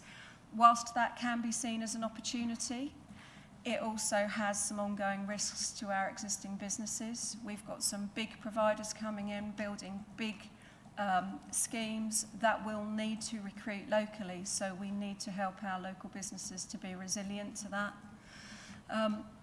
Then, of course, the changing programmes of funding, County Deal, UK Shared Prosperity Funds, the loss of EU funding, all of these are things that we're working towards and being engaged with to ensure that those remain of benefit to our districts as much as possible. And then, of course, there's a lot that we don't know. Nobody saw COVID coming. Brexit is still, the impact of that is still playing out, as well as, you know, changing economic pictures in wider European countries. So all of those things we have to be responsive to and flexible, and that in our recovery programme is how we're trying to work to enable ourselves to respond to what we know is going on and also react and support the new challenges as they happen. This is just some of the stuff we're doing currently. Oh, hang on, I've lost my slide myself. I can't read what's on the screen and I can't read what's in front of me. There we go, thank you. Again, as I said, supporting and engaging with local networks. We have worked using the UK Shared Prosperity Funds. We've commissioned jointly with Ipswich Borough and West Suffolk Council a programme of support that is dedicated to those young people most vulnerable at the loss of the EU funding from the employment support. it's a particular piece of commissioning that I'm really pleased with and was enabled largely by the Babergh Mid-Suffolk legal and procurement teams working to support our other districts as well so that we could make this happen. We've got the new business sites coming on at Hadley, Cross Street and Cross Street I. We've just worked with some of our local schools to trial a pilot youth enterprise challenge, which in the schools that have taken it up has been really positive, but it's provided us certainly with a lot of learning, but it's also enabled us to develop our relationships with our secondary schools a bit better. The Gateway 14 Innovation and Skills Centre, Michelle's already mentioned. A skills strategy that's been developed as part of the wider Freeport East programme, which should be really significant for both of our districts in working with those businesses that come into Freeport East and how they will provide skills support to our communities. The Innovate to Elevate programme, which is a really quite interesting programme which takes the concept of the knowledge transfer partnership and makes it available to those businesses that are so important to our district. 89% of our businesses employ less than 10 people, and many of those businesses wouldn't even have the opportunity, or maybe it wouldn't even occur to them to try and engage with higher education as a way to develop their processes and the way they work going forwards. And the Innovate to Elevate programme will really demonstrate the value of that. Then the Employment Land Review and Retail Town Centre study that we will be working with our planning policy colleagues to develop will obviously have quite a significant impact going forwards for the districts in the coming years. And then engaging with the infrastructure and large development schemes to try and raise the profile of skills and the need to use those big developments to add value to the skills arena in our districts.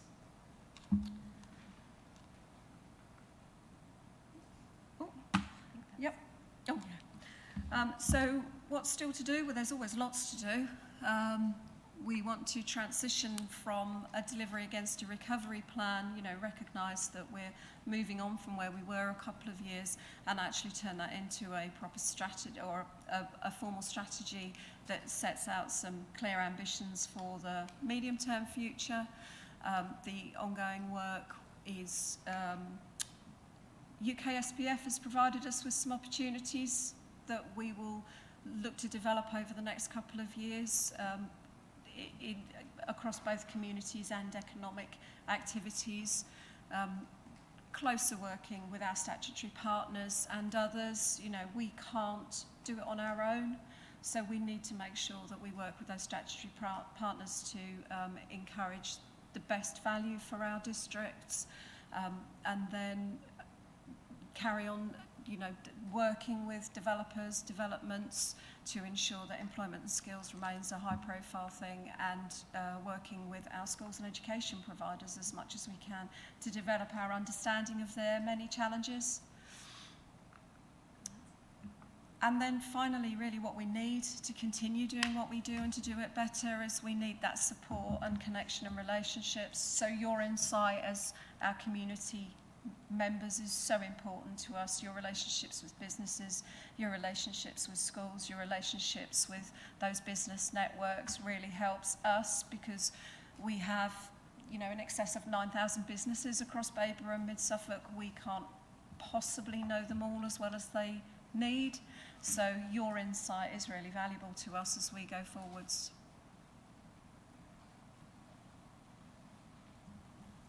Thank you. Thank you very much. Do we have any questions? Councillor Carter. Just quickly, we've mentioned on the impact of COVID and also schools. One thing we haven't commented on is actually the impact on SEND schooling. COVID has been particularly difficult for children with additional needs. Suffolk is currently one of the worst performing for SEND support, regards EHCP and things like that. We have people, parents who are unable to work, having to leave their employment to care for the children because we're not able to find educational places for them. We really do need to take up, the county is failing, the area is failing. If we can do something to support those needs, and we're better to get free up some employment, free up some people for employment, and also help children who are suffering and possibly aid them to actually transition and be able to go into employment themselves in the future, which currently they're not going to be not in a position to. That's all I want to say about that. Thank you. Yes, if there is a response, yes, please do. Yes. These are all, you're quite correct, but what we are doing through our relationship with Suffolk County Council, like I said, we don't have a statutory responsibility for education, but we're working very closely with Suffolk County Council to raise, amongst others, those people that have significant barriers, and that was part of the reasoning behind the commissioning of the youth employment programme for those young people with significant barriers. Many of those will have EHCP plans, be children leaving care, and that's a real focus for that programme.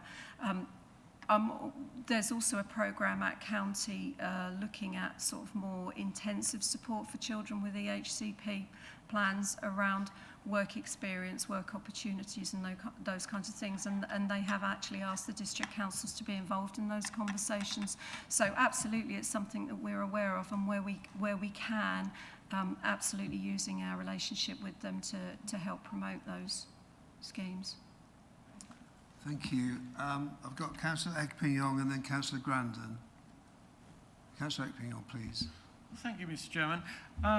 I'm particularly interested in how we are going to be able to encourage young people of working age to engage in our high-tech industries, because that's one of our strategic focuses in the district, what with Freeport, East Gateway, Fulton, etc. And it seems to me that actually, there are plenty of job opportunities there, but absolutely a complete lack of a skilled labour force to address it. Is it what's the sort of approach here? And I know it's not just us on our own, but it seems to me that got to be one channel of work that needs to be progressed at a fairly rapid rate of knots.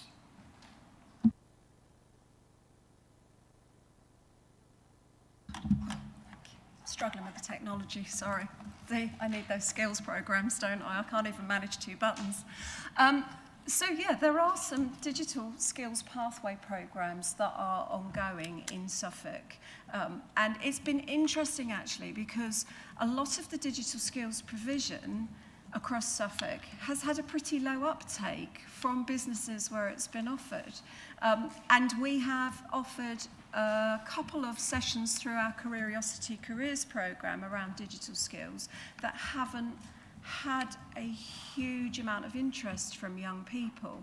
So I think for us, it's reflecting on actually how we're communicating that and what we're offering. Whereas when we offered games industry programme and film industry, there was a massive interest in it. But that, of course, is and also the digital creative and marketing programme that we did through our careers programme, that also had a really strong interest. So I think it's about the language we use when we address young people with some of this.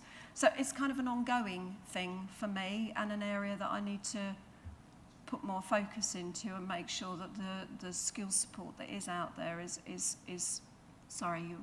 Well, that's all well and good. So, for me, the digital skills is just a base element, really, in terms of the workplace. I'm much more interested to see where we're going with more technical skills, because, the sorts of businesses that we're trying to attract to the district and the region require significant engineering skills and technical skills. And I don't think that we have good provision in our areas for that. Yes, so probably the largest area of focus that we have at the moment is around the Gateway 14 Skills and Innovation Centre. So we've been working really closely, not just with Gateway 14, but also with a variety of other partners who are we've formed a sort of external project group, if you like, with West Suffolk College and both University of Suffolk and University of Essex. And what we are seeking to do as part of the business case is pull together a programme of bringing technical businesses or businesses using technology, and particularly high-performing, high-growth businesses, much closer to people who perhaps are interested in those areas or even aren't even interested but want to upskill. So that's exactly where a lot of our energy's been going over the last few months, is pulling together the evidence base so that we can start, hopefully, if that particular centre goes ahead, we can start to really make a difference in terms of connecting local people with those high-skilled roles and giving them the skills to enable them to take up those roles. So that's kind of been the focus over the last few months. Yes, Michelle. If I can just add as well, alongside the practical, and some of the location specific, we've been working with the Freeport East partners over the wider skills ambition piece, which is looking at how we can raise aspiration and provide inspiration for young people to engage with industries like the higher tech. So the ambition behind the Freeport East skills plan is to attract high value, high skilled jobs, but to create the level of ambition and aspiration within young people to be able to understand what jobs are available locally, what industries those careers are in, and what the career path they need to take in order to be able to access some of those roles. So what courses they need to take, what subjects they need to choose at GCSE level if they want to progress in certain career paths. So there's lots of different ways that we're trying to tackle one very specific issue. And as Claire mentioned earlier, we've been working with the Suffolk Growth partners on a technical skills legacy report, which is covering the whole of Suffolk, looking at that wider ambition piece for the types of jobs that are going to be created through some of the major infrastructure programmes, and what we need to be doing now with the education partners in order to be able to get people ready for getting access to those jobs. Thank you. Councillor Grandin. Thank you. So this isn't a criticism, but you know, I did see on there avoid duplication, and obviously county is the area that provides education and skills and so on. I just wonder, should we be doing this? It's lovely that we are and laudable that we are, but as we, you know, we're a very busy organisation. It's difficult doing all the things that we have to do statutorily. Should we be doing all these lovely extras that I think are very nice to do, but when there's county that is prescribed to do that, why are we doing this? It's nice, but should we be when we haven't got the funds and so on? Thanks, Fiona. I'm itching to come in on that one. So there's a few things to answer that. One is that you know, even though skills funding is administered at a county-wide level, number one, there's not enough funding to do all the things that need to be done. Almost secondary to whether it's a statutory service for the council, there are things out there, the kind of things that we've been talking about, which need to be done that are not being done through centralised skills funding at the moment, although there's an interesting question about what devolution might bring. But secondly, I think the government have recognised that the old approach, which is centralised skills funding that gets fed into one or two organisations, hasn't been as successful as it could have been, and it's much more effective if you get a range of local partners, each playing a role in that. And I guess that's really sums up Claire's presentation, which is we play a role in it.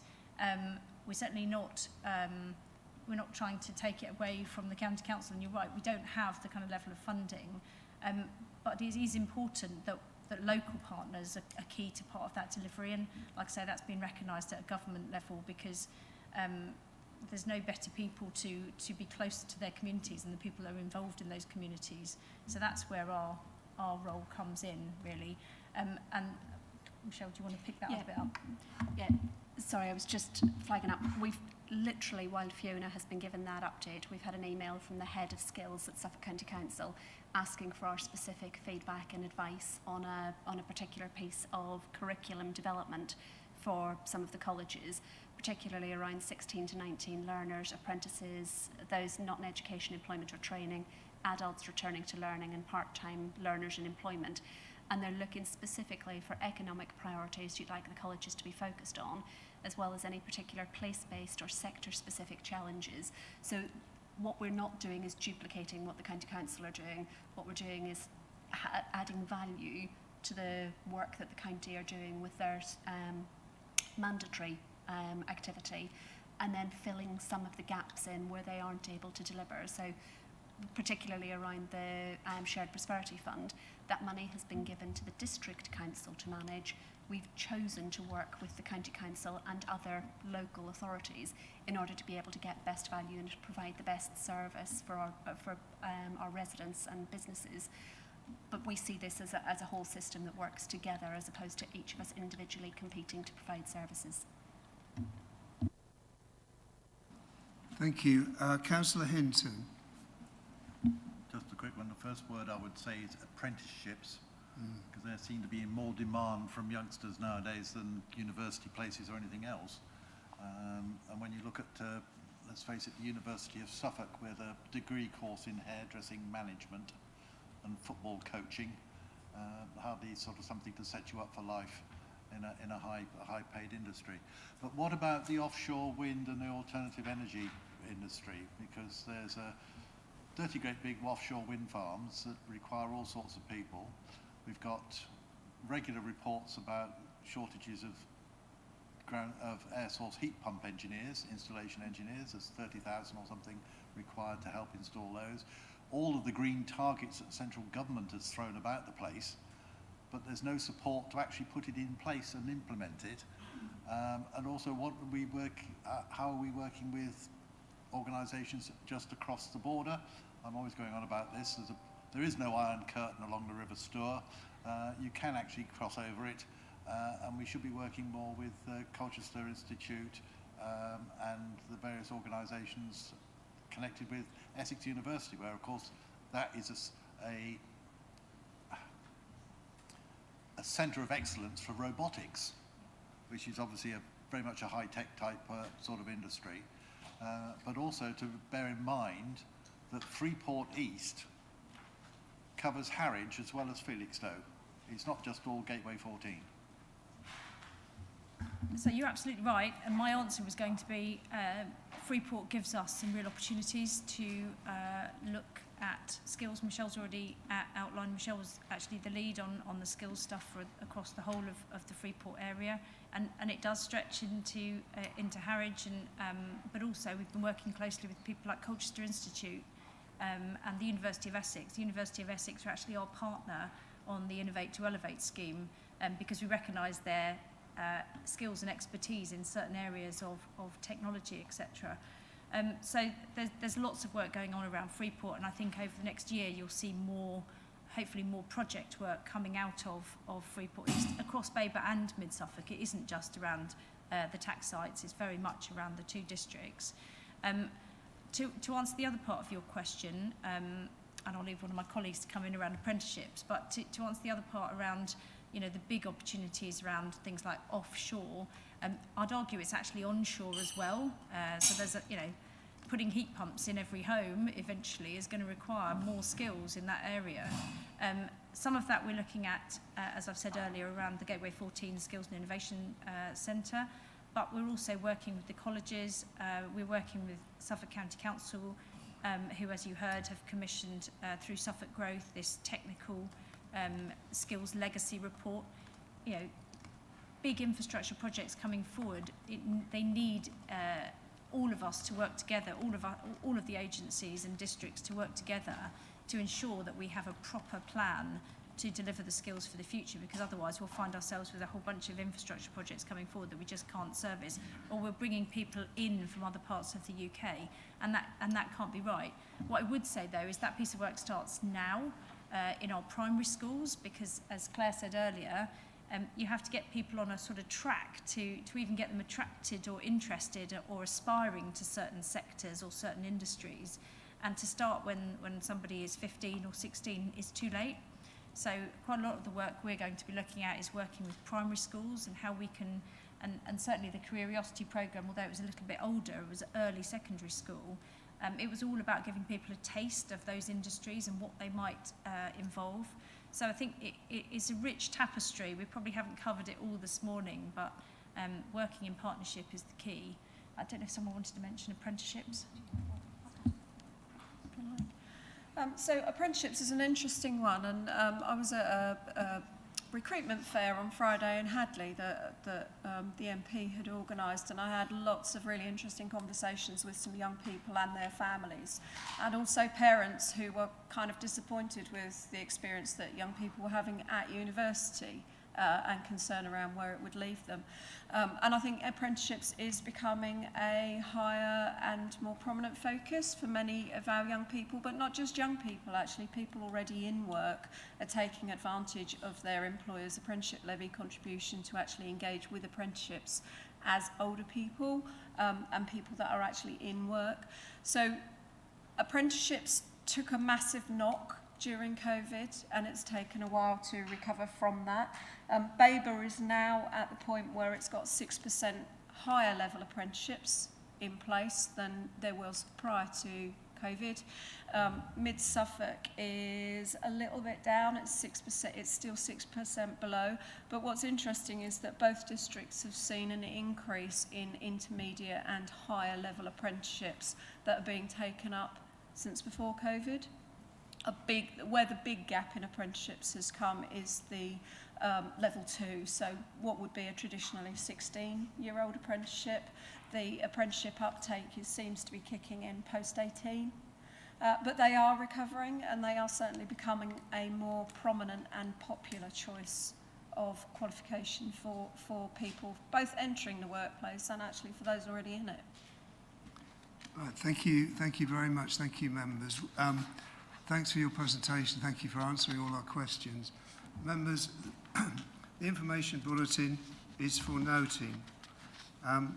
We do need to move on rapidly onto item 12, which is the forthcoming decisions list. Do members have any comments to make on that? If not, well then that also is for noting. The forthcoming decisions list is for noting. Does anyone have any comments on the Scrutiny Committee tracker, the action tracker? That being the case, the overview and scrutiny action tracker is for noting. We have the Babergh overview and scrutiny work plan. That is also for noting. And the Mid-Suffolk overview and scrutiny work plan, that also is for noting. And that concludes the business of this meeting at 13:20.